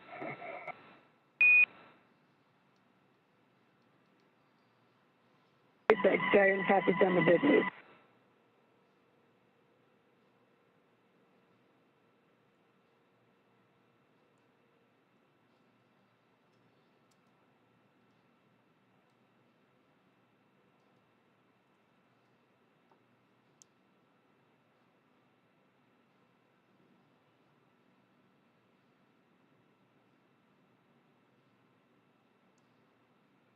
And a reminder, we are taking your questions on X with the hashtag AskNASA. So if there's something you're curious about, let us know. This question from Jack: what have the astronauts been doing in between launch and docking? Well, they've been floating around a bit. But they have had some rest periods, some meal periods. You know, they're able to eat while they're in microgravity as they're making their way to the International Space Station. After ascent, once they made it to orbit, they were able to get out of their spacesuits and actually enjoy microgravity. And they've also, you know, needed to follow some procedures. As we're getting closer and closer to the International Space Station, they did have to prepare for some of the burns that enable the Dragon vehicle to get or to approach the International Space Station. So a plethora of activities over the past 30 hours. Yeah, they also get the opportunity to eat if they want to. They have some shelf-stable meals that they can choose from, and you'll probably hear after docking, they will report out what was consumed. Not necessarily the food itself, but they'll say this many packets from this bag. Everything is so meticulously tracked in space and on the International Space Station. It can be difficult. You know, it's not the same as here on Earth. If I put something down on the table, I know it's going to stay there thanks to gravity. But on the International Space Station, we want to make sure we know where everything is at all times because it can float away pretty easily. So just reporting also what was consumed, that gives the teams here in Hawthorne as well as in Houston a good look at, you know, what is also available for later use as well. Yeah, and on the broadcast for the launch of Crew-7, NASA astronaut Jessica Meir actually mentioned, you know, how good the meals ready to eat actually are. She really gave an ode to, you know, how cool it is to be able to bring, you know, some flavors from, you know, some of the astronauts' like favorite types of food with them to the International Space Station. On Dragon, they aren't able to heat up any of the food, but they are able to hydrate any dehydrated food while on Dragon. And then once they get to the International Space Station, they actually do have the ability to warm up food and have a hot meal.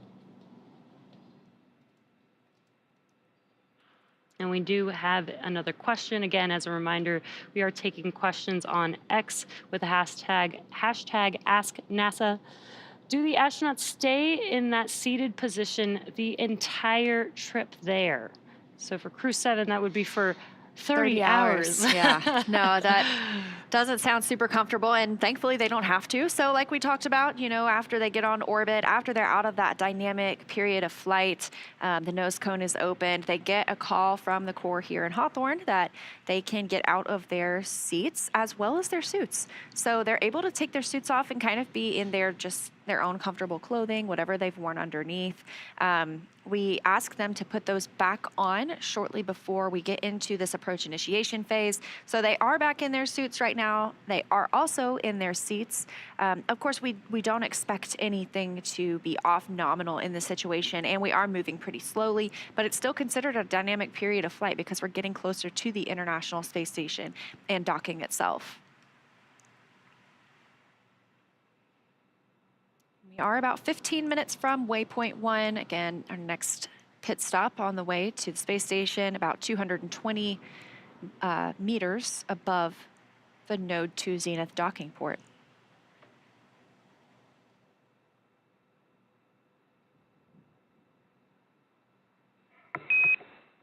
And Dragon SpaceX on the big loop. C2V2 link reconfiguration is complete. Could you give us a quick comm check?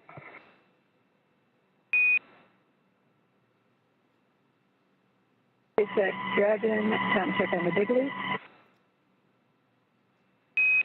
We have you 5x5.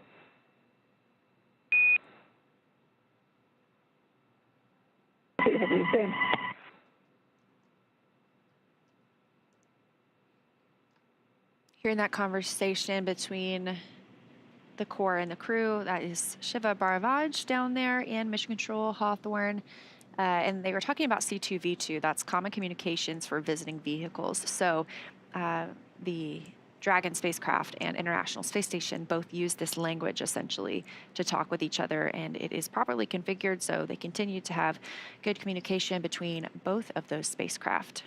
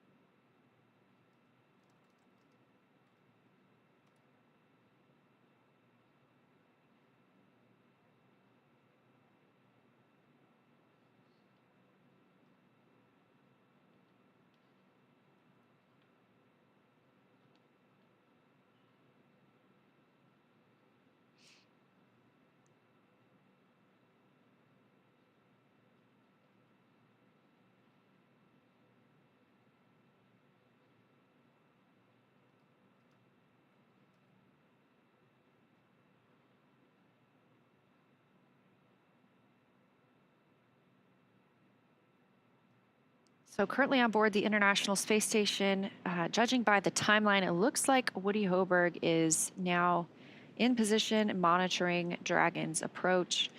They can actually send commands from Dragon or from the International Space Station to Dragon if need be, if there was some reason that we needed the spacecraft to retreat. Obviously, we're not tracking anything this morning, but he'll be monitoring that approach as they get closer all the way through docking, and then he'll be the person to work through the depressurization of the vestibule and make it a welcoming transition from Dragon to the space station for the 4 new crew members.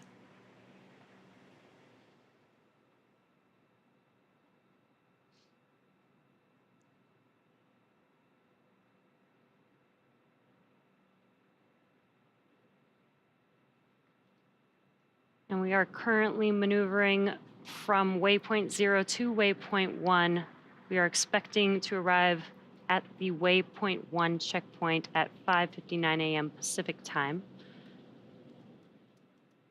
And again, this will put Dragon directly above the International Space Station. So you could see on your screen, Dragon made its way to waypoint 0, which was directly under the International Space Station, so between Earth and the International Space Station. And now it is swinging upwards and will be above the International Space Station, basically on the space side of the station. And again, we are expecting that arrival at waypoint 1 at 5:59 a.m. Pacific time.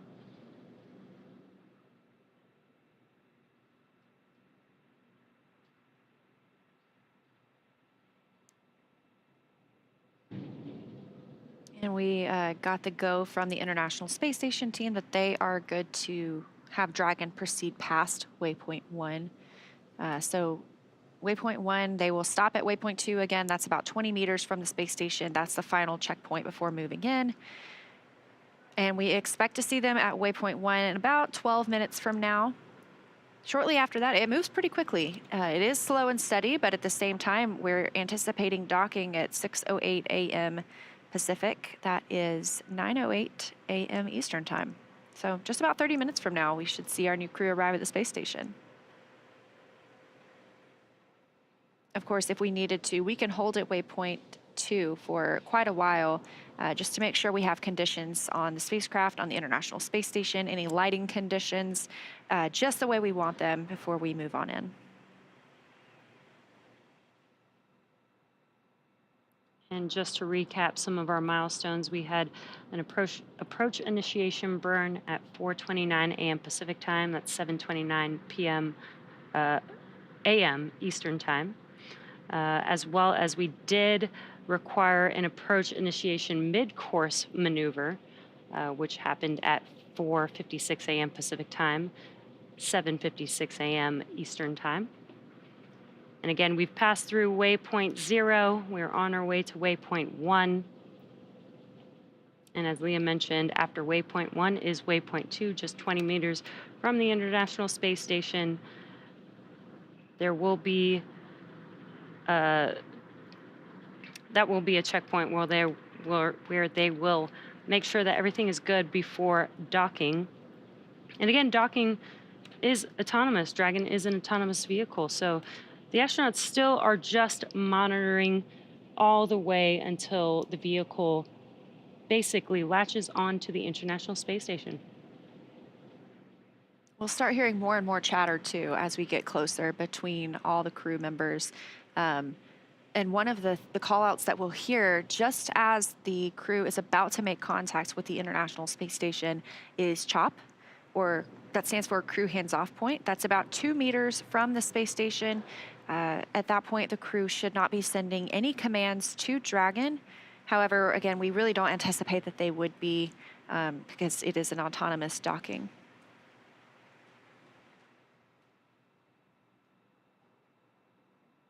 So about 10 minutes away till we reach waypoint 1. Again, we're going to move right on through, head to that waypoint 2 hold point, and then we are about 20 minutes away from docking itself.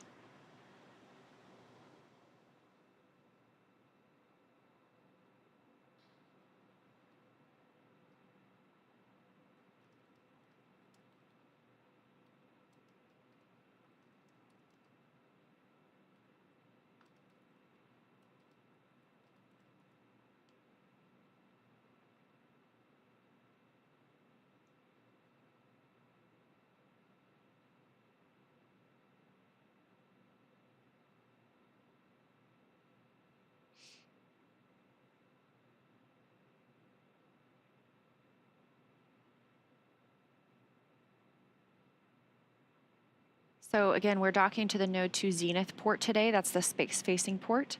And this is, we may not see the docking. We may see it, but we have two bands of communication on the International Space Station. We have the KU band, which is how our video comes down. We have the S band, that's our sound and audio. The KU band antenna, we do something called KU masking. So we send commands to this antenna to not radiate in a certain area because it could reflect off of Dragon and the International Space Station. So we don't want that to radiate onto Dragon and back on the antenna itself. It can damage the antenna.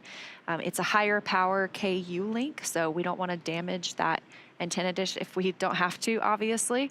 It can, risk the electronics inside, any tracking sensors. So we may not see docking. There is still a possibility. It just kind of depends on the location of those antennas at the time.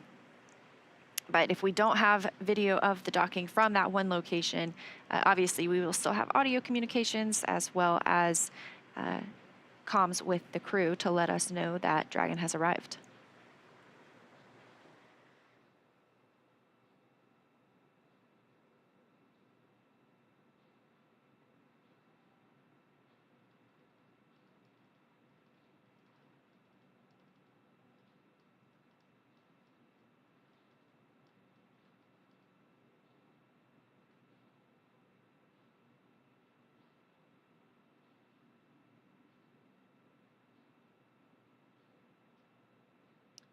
Again, if you're just now joining us, you are tuned into the Crew-7 mission. The Crew-7 crew is inside of that Dragon vehicle that you see there on your screen, and they're currently making their way to Waypoint 1, which we expect to reach and pass through without a hold in about 7 minutes or so from now.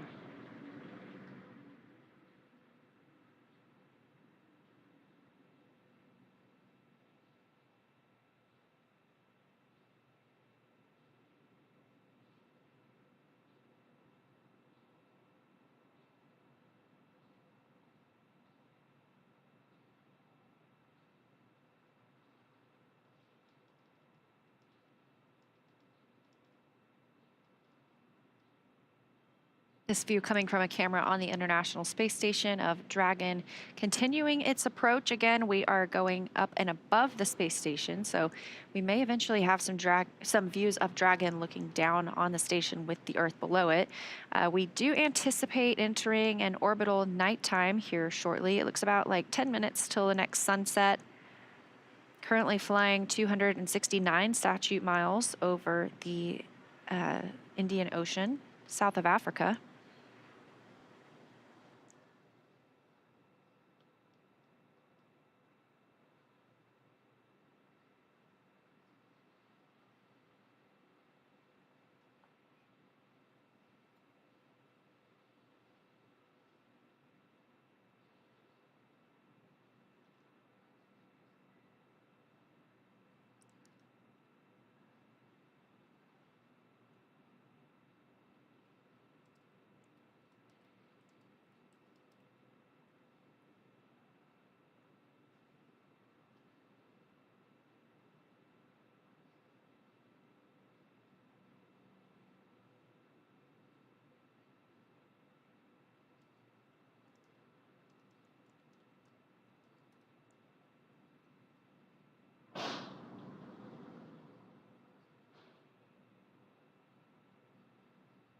Another view here from the International Space Station.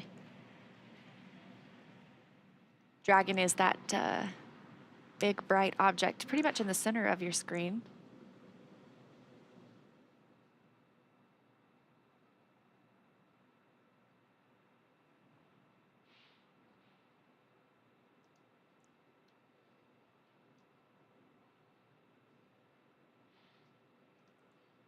And this view in Mission Control Hawthorne here at SpaceX headquarters.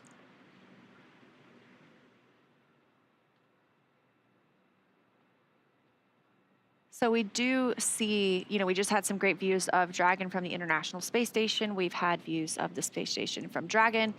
We use the tracking data relay satellite systems as we orbit around the Earth. So we have these handover periods when the space station's satellites are transferring essentially from one to the other, that KU band, as we were talking about, that video comms coming down.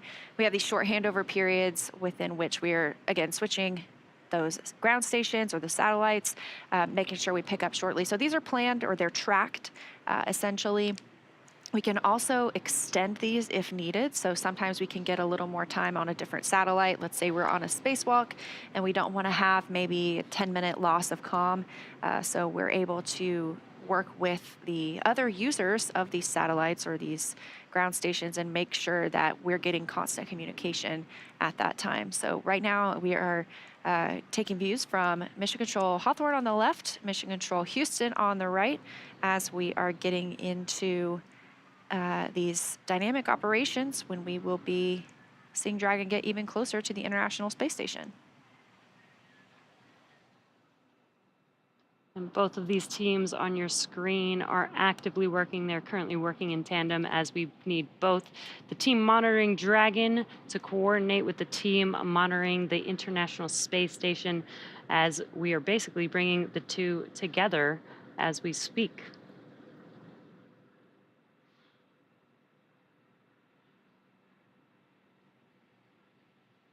So again, we do expect to get those communications back, those videos back from Dragon and from the space station pretty shortly. But we are tracking to arrive at waypoint 1. Again, we're passing right through waypoint 1 today. We didn't have the need to stop. Both teams polled that they are go to pass through and head to waypoint 2. But we're expecting to see or hear that call out of waypoint 1 in just a couple of minutes. Again, we're tracking Dragon SpaceX on the Big Loop approach 1 and soft capture ring extension will begin shortly, and then expect Dragon to continue approach to waypoint 2. SpaceX Dragon, copies all.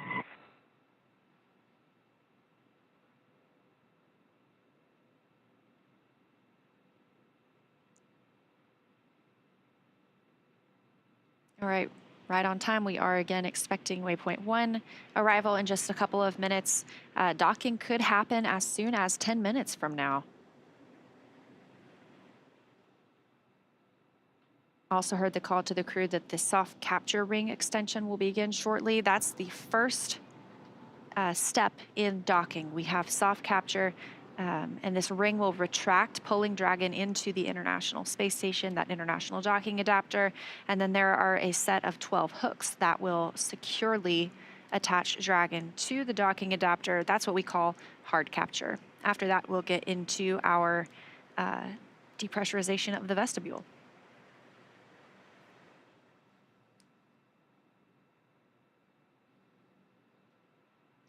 Also, a part of docking is where the Dragon spacecraft will actually connect an umbilical, set of umbilicals, to the space station, basically provide power to Dragon while it's on the International Space Station.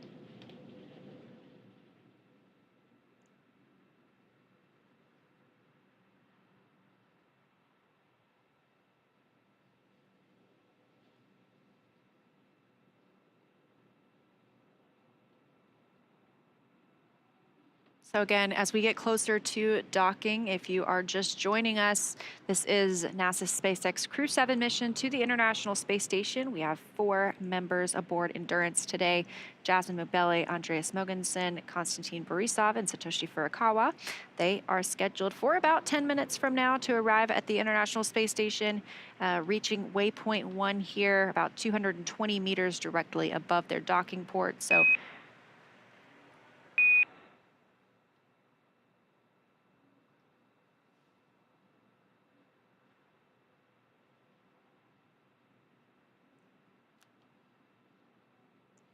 we hear those Quindar tones. We like to pause to make sure that we can hear the real stars of the show. The teams in our mission control rooms talk with the crew members aboard the spacecraft.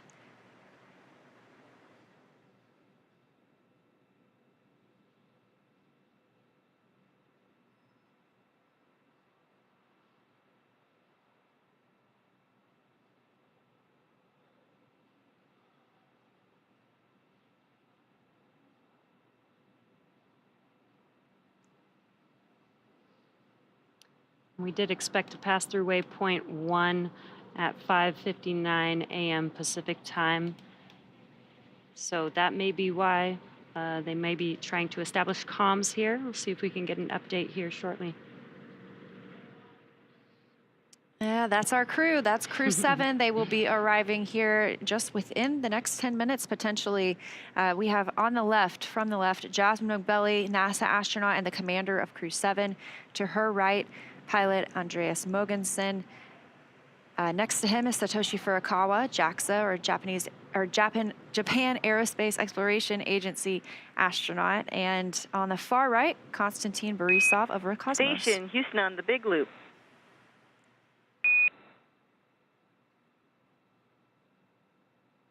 Houston Station with you on the Big Loop.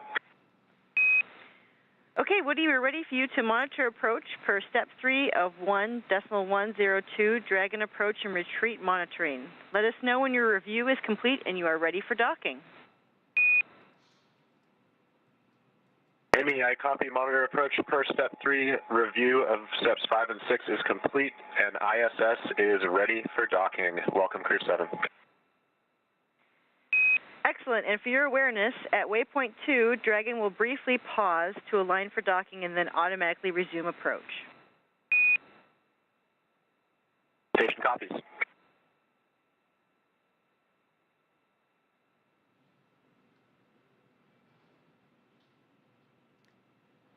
All right, and that was communication from the Capcom and Mission Control Houston. It's Amy Dill this morning communicating with NASA astronaut Woody Hoburg on the International Space Station. Again, he's primed for monitoring this approach and docking of Dragon.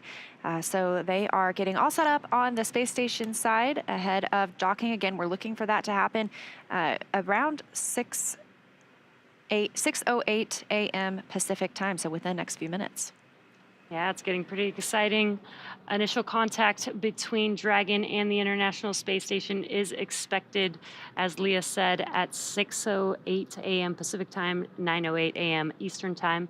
Before reaching waypoint 1, mission operators conducted a go-no-go poll to allow Dragon to begin its approach to waypoint 2, which is located inside of the keep-out sphere, about 20 meters away from the space station.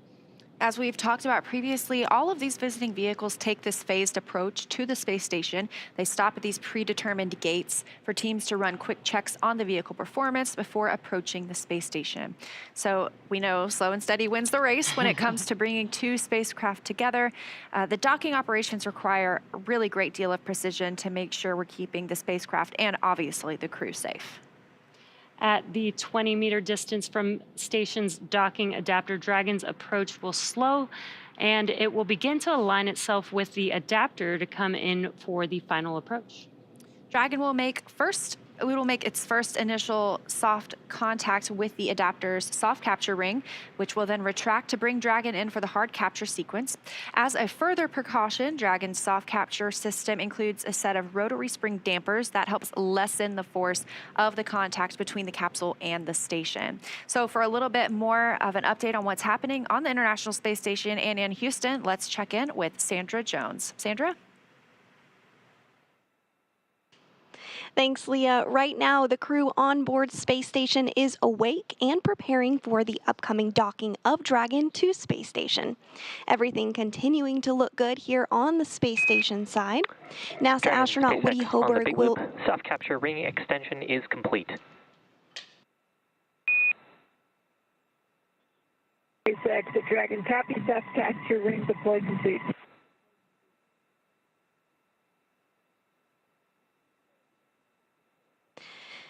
Good words there up to the crew.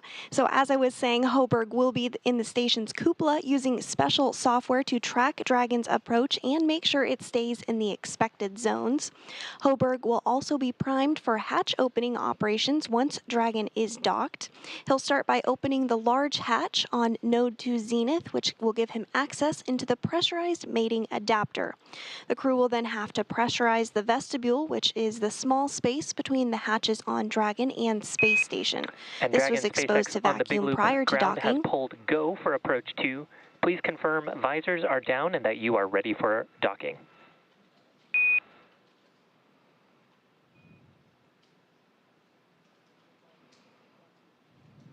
SpaceX Dragon copies on the big loop, go. And also crew members have visors down. We are ready. Excellent news, Dragon. Ground is going to be enabling approach shortly, and a reminder that after the crew hands-off point, retreat and breakout are not permitted. Dragon copies.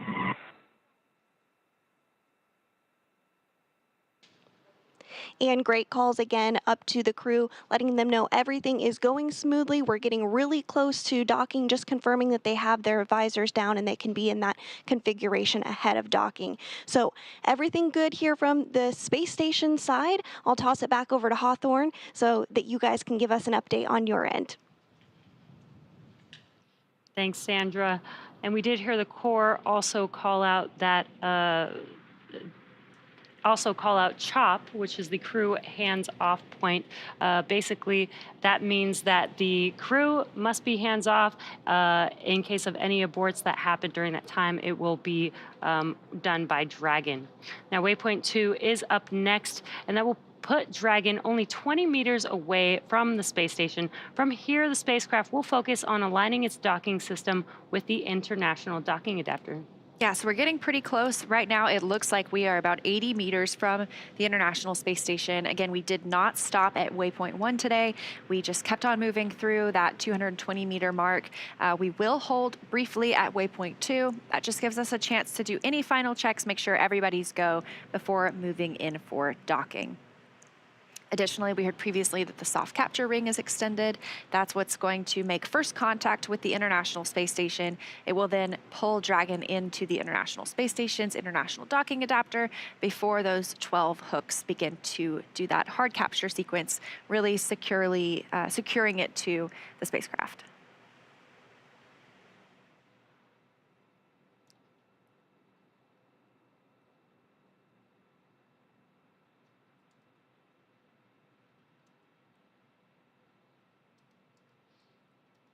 And we are expecting initial contact between Dragon and the International Space Station any minute now.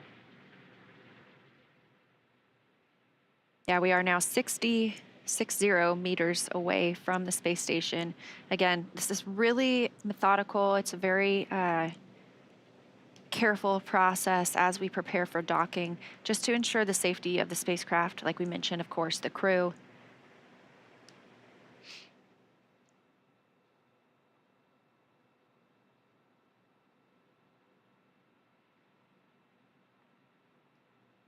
And again, we do not have views from the International Space Station at this time, but we have good confirmation that Dragon is on the docking axis, continues to move in as planned. Sometimes we don't have these views as we are moving from satellite to satellite in the Tracking Data and Relay Satellite System known as TDRS.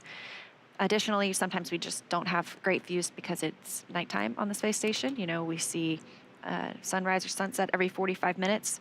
They are in an orbital nighttime at this point. The International Space Station flying 265 statute miles south of Australia.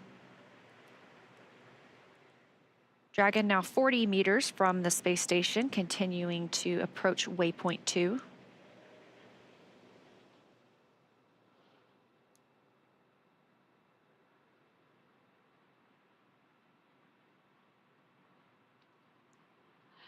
And there you can see on your screen, this is a view from Dragon approaching the International Space Station. You can see how close it is. You can begin to see those details on the station. And looking straight ahead in the center of your screen was the International Docking Adapter.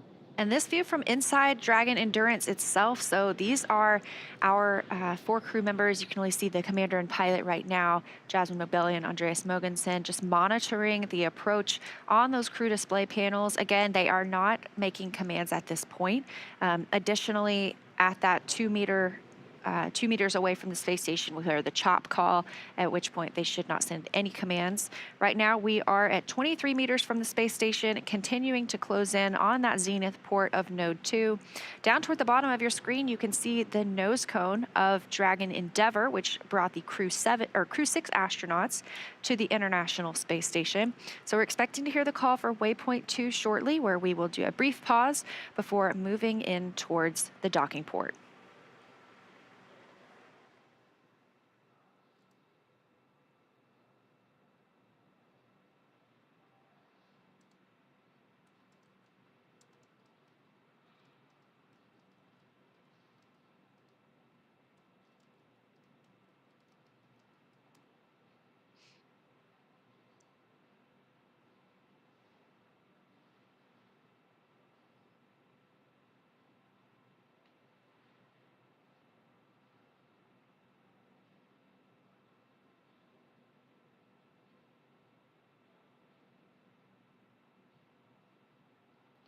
Also, a cool thing in this view is Dragon is now directly above the International Space Station, and you can tell in the view because you can see the clouds on Earth in the background. And it looks like we have reached that 20-meter waypoint 2 mark. Station, Houston on the Big Loop. Dragon is on final approach and is go for docking. Monitor per steps 5 and 6 in 1.102 Dragon approach and retreat monitoring.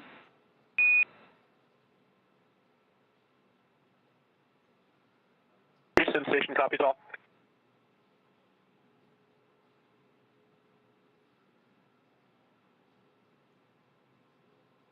All right, confirmation from Amy Dill, the Capcom in Mission Control Houston, to the crew that they are moving in for docking. So we are now 16 meters away from the International Space Station. Again, continuing slowly into the Node 2 Zenith port for docking today.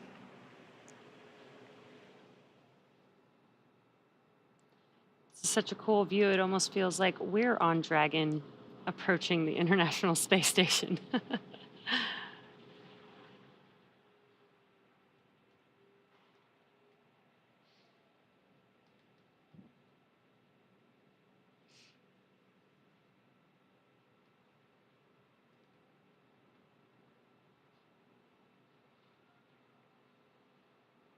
Space Station and Dragon now flying over Australia.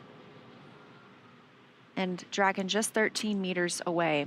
Again, a very methodical and careful approach to our docking port. Great views coming from Dragon this morning as we get ready to welcome 4 new crew members to the orbiting laboratory.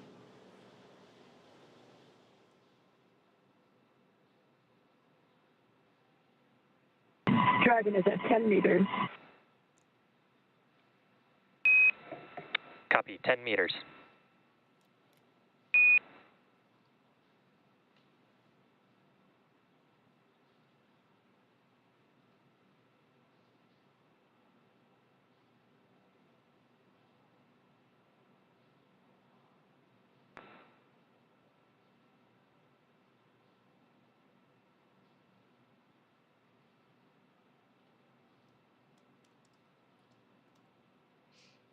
And we are just moments away from Dragon docking with the International Space Station. First will be a soft capture, and then there will be 12 hooks deploying 6 at a time to create that hard capture between the vehicle and the station. Dragon now just 7 meters away, now 6 meters away from the Node 2 port. 5 meters. Copy, 5. That call coming from Dragon Commander Jasmine Mogbelli, her first space flight to the International Space Station.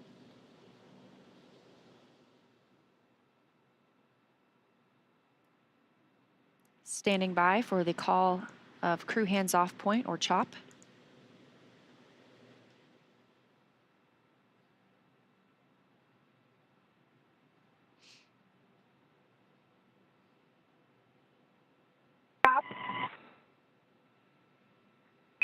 Copy, CHOP.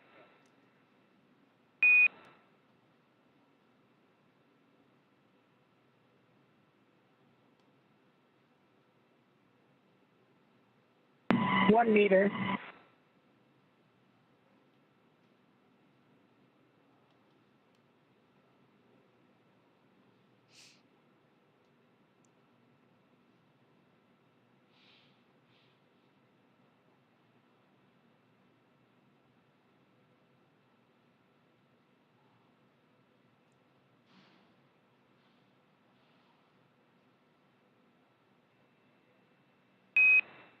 And Dragon, we see soft capture complete and attenuation will begin shortly. Dragon copy. And contact confirmed. 6:16 a.m. Pacific time, 261 statute miles over Australia.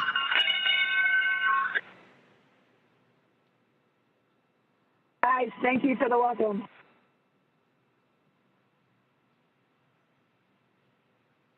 And that welcome coming from the crew aboard the International Space Station. Endurance has arrived with its international crew.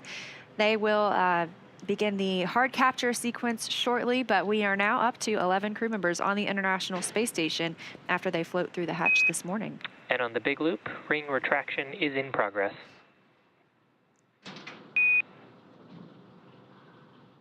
Dragon copy, is ring retraction in progress.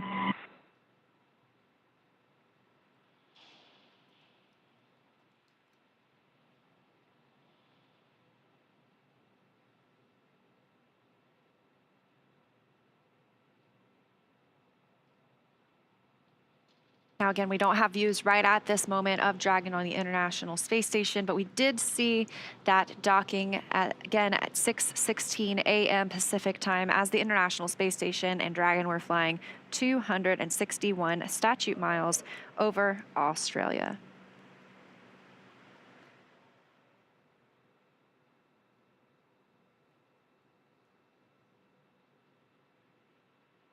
And there's still a few steps to complete before Dragon is securely attached to the station.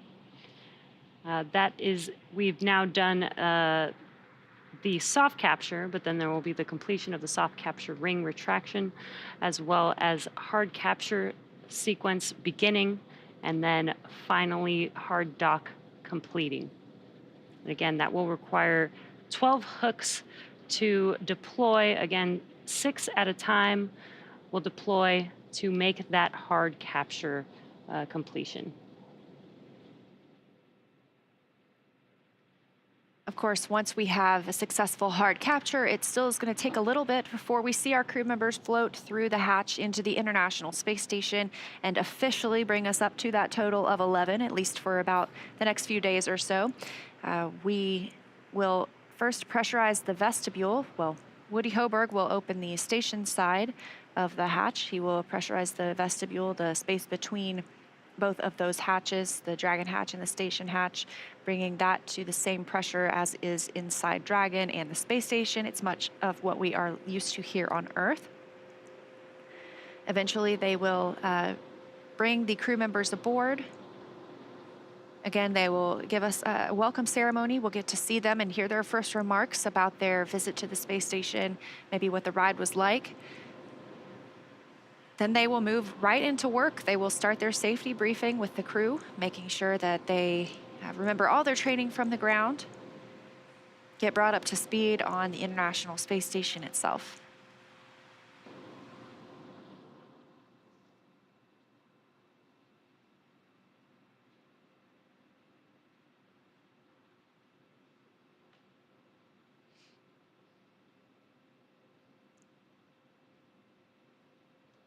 This is Dragon Endurance's third visit to the International Space Station, first on Crew 3, then with Crew 5, now Crew 7. It joins Dragon Endeavour, both docked to the Node 2 module, also known as Harmony.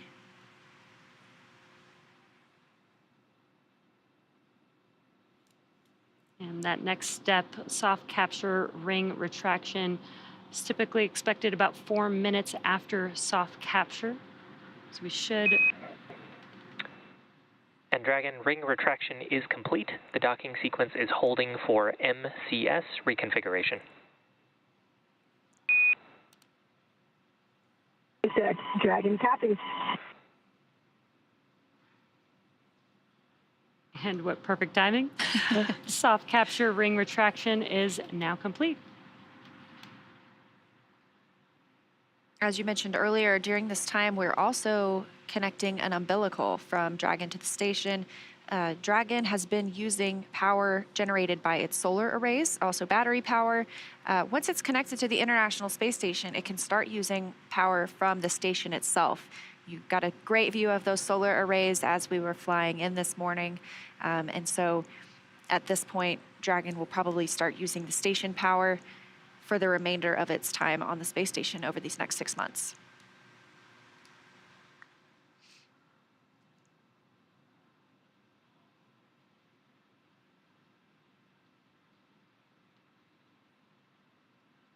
And again, we do have soft capture complete for Dragon Endurance. We are standing by for the start of the hard capture sequence.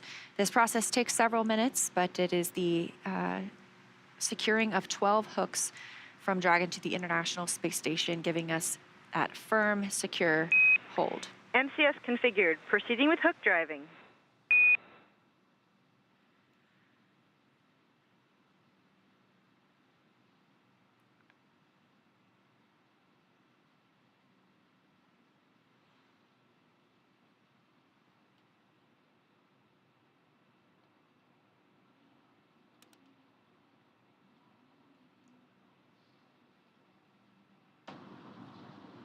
And we did hear that call out, proceeding with hook driving. That is the beginning of the hard capture sequence. Again, as Leo was just mentioning, there will be 12 hooks, and they will deploy 6 at a time. So there'll be 6 hooks first. Once those are fully latched to the International Space Station, then the next set of 6 hooks will begin to deploy. And this process should take a few minutes, about 4 minutes or so, until hard docking is complete.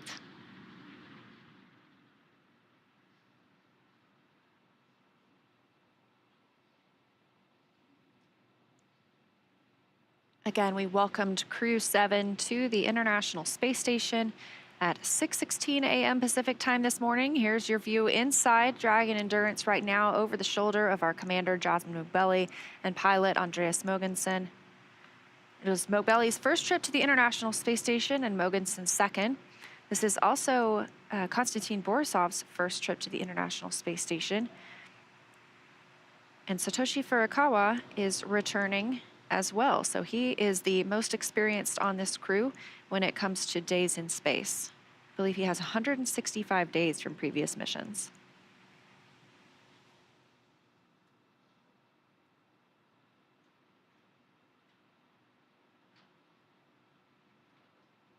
This is the view that we saw as we were preparing for docking.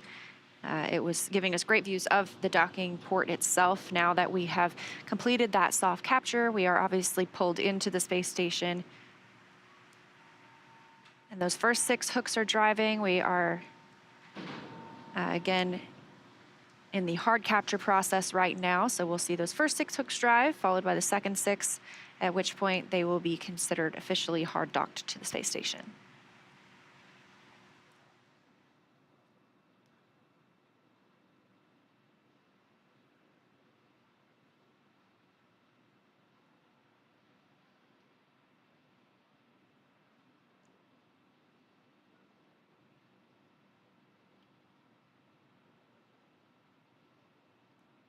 We're getting some good progress on the hooks driving. It looks like the second 6 are now starting to drive.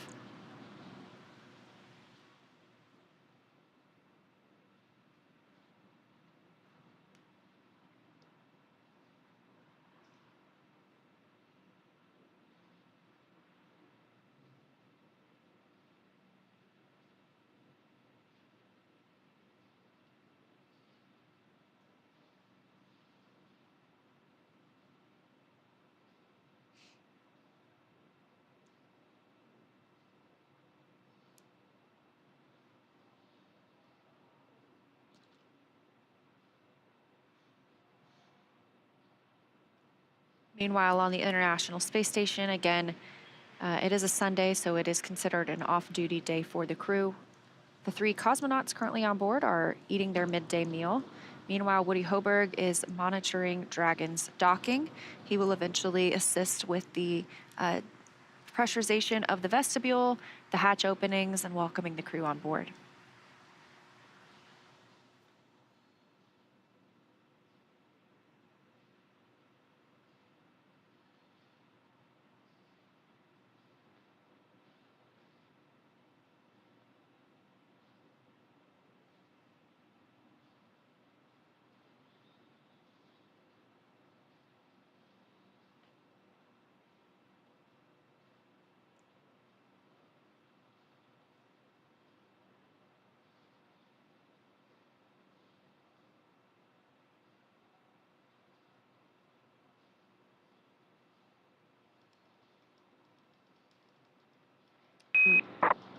And on the big loop, hard capture is complete. Dragon, you are go to raise visors. Dragon copies, raising visors.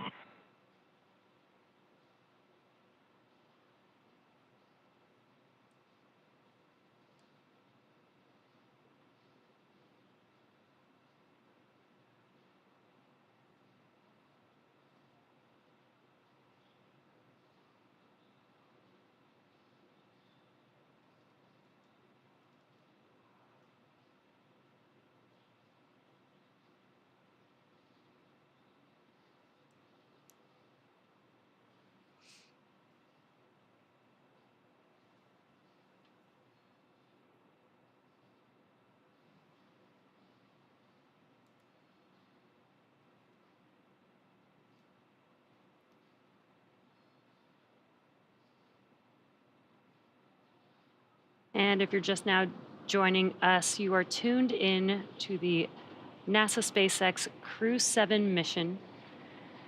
And the crew has just docked to the International Space Station.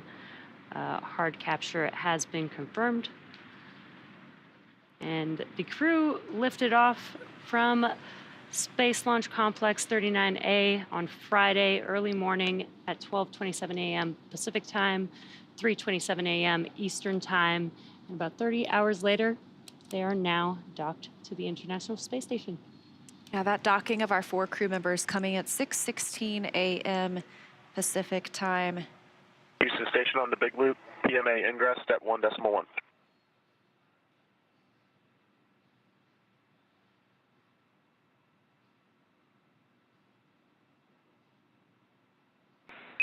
And Woody, we're not quite ready for that step yet. We'll let you know when we are.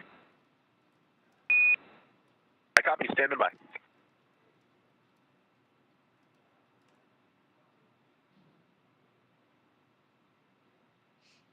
Again, those comms coming from Mission Control Houston, the Capcom there, speaking with Woody Hoberg aboard the International Space Station, who's been monitoring the approach and arrival of Dragon, as well as the pressurization at the vestibule, the hatch opening that we'll see over the next couple of hours.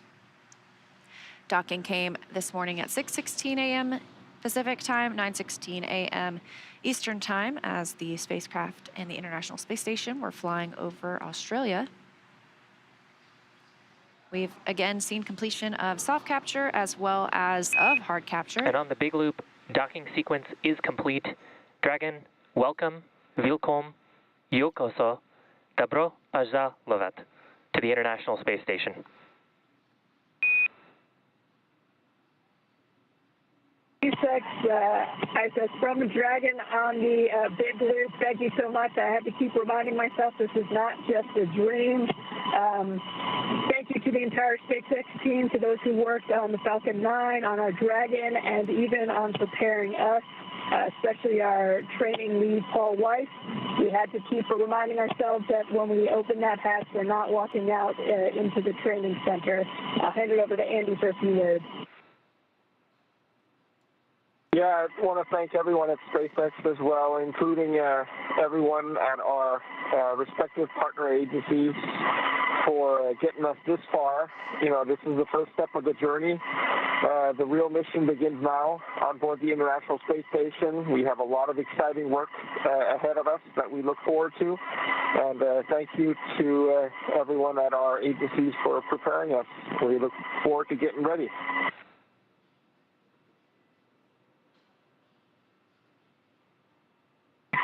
This is Satoshi. It was just like a training session in Hawthorne, California, and I'd like to express my appreciation to NASA, ESA, CSA, Roscosmos, JAXA, and especially SpaceX for flying us safely to the International Space Station. Thank you. Thanks all. It was exciting. Like my friend said, it was really close to what we have experienced during the training. We just had to remind ourselves that it's happening for real. Very excited, very happy to be on ISS. Looking forward to opening that hatch. Thanks all the agencies. Thanks Paul. Thanks the team. We're really excited to be here. Thanks SpaceX for this marvelous vehicle. Thanks.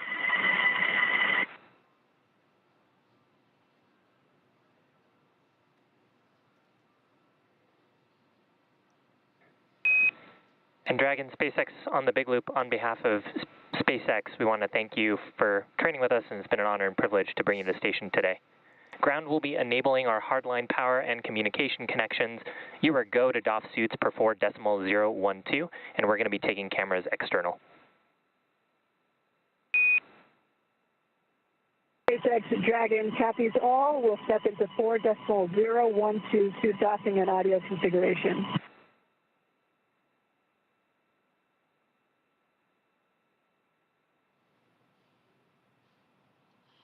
And some awesome words from the core.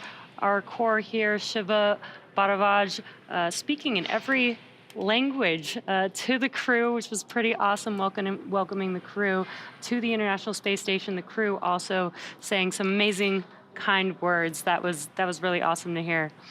Now that Dragon has completed the docking sequence, the spacecraft must undergo a handful of checks before we will be able to open the hatch. The crew on board Dragon will now get a chance to get out of their suits before moving into hatch operations. That's right, and things will begin picking up inside the station too as NASA's Woody Hoberg gets the hatch on the station side ready to be open, starts pressurizing that area known as the vestibule between the Dragon and station hatches. So with Dragon docked, that's going to do it for us here in Hawthorne, but our coverage for Crew-7 doesn't stop here. If you stay tuned, we'll have NASA's Sandra Jones in Houston continuing to walk you through the pressurization of that vestibule, the hatch opening as well. We're going to toss it to Sandra at Mission Control Houston to take us through the vestibule pressurization and hatch opening, when we'll see NASA astronauts Jasmine Mogbelli, Andreas Mogensen, Satoshi Furukawa, and Konstantin Borisov float into the International Space Station. But first, let's quickly recap how they got there. They suited up in the suit-up room and rode in the Teslas on the way to the pad, to their launch site. They then ingressed the Dragon vehicle and lifted off from Kennedy Space Center at pad 39A at 3:27 a.m. Eastern Time on Friday morning. Stage 1 came back to land on landing zone 1, and Dragon separated from Falcon 9's second stage, and then the nose cone deployed, as well as we had a few major burns, 5 burns on Dragon to enable them to get to the International Space Station, and docking confirmed at 6:16 a.m. Pacific Time, 9:16 a.m. Eastern Time on Sunday, August 27th. Yeah, so now that Crew-7 has arrived, we are looking ahead to the return of Crew-6. We'll be taking you along as Steve Bowen, Woody Hoberg, Sultan Al-Nayati, and Andrei Fedyayev return home after their long-duration stay aboard the station. Our teams are assessing return dates, which will be announced on nasa.gov, so be sure to tune in as NASA and SpaceX bring you live coverage every step of their journey. Also, be sure to follow SpaceX and NASA on social media for real-time updates. Thanks again for watching. Go NASA, go SpaceX, and go Crew-7 and Crew-6. Now sending it over to Sandra at the Johnson Space Center in Houston to continue sharing the mission as the crew prepares to board their home for the next 6 months, the International Space Station. For those of you watching on the SpaceX YouTube channel, please head over to NASA TV to follow the coverage live, and we'll see you soon.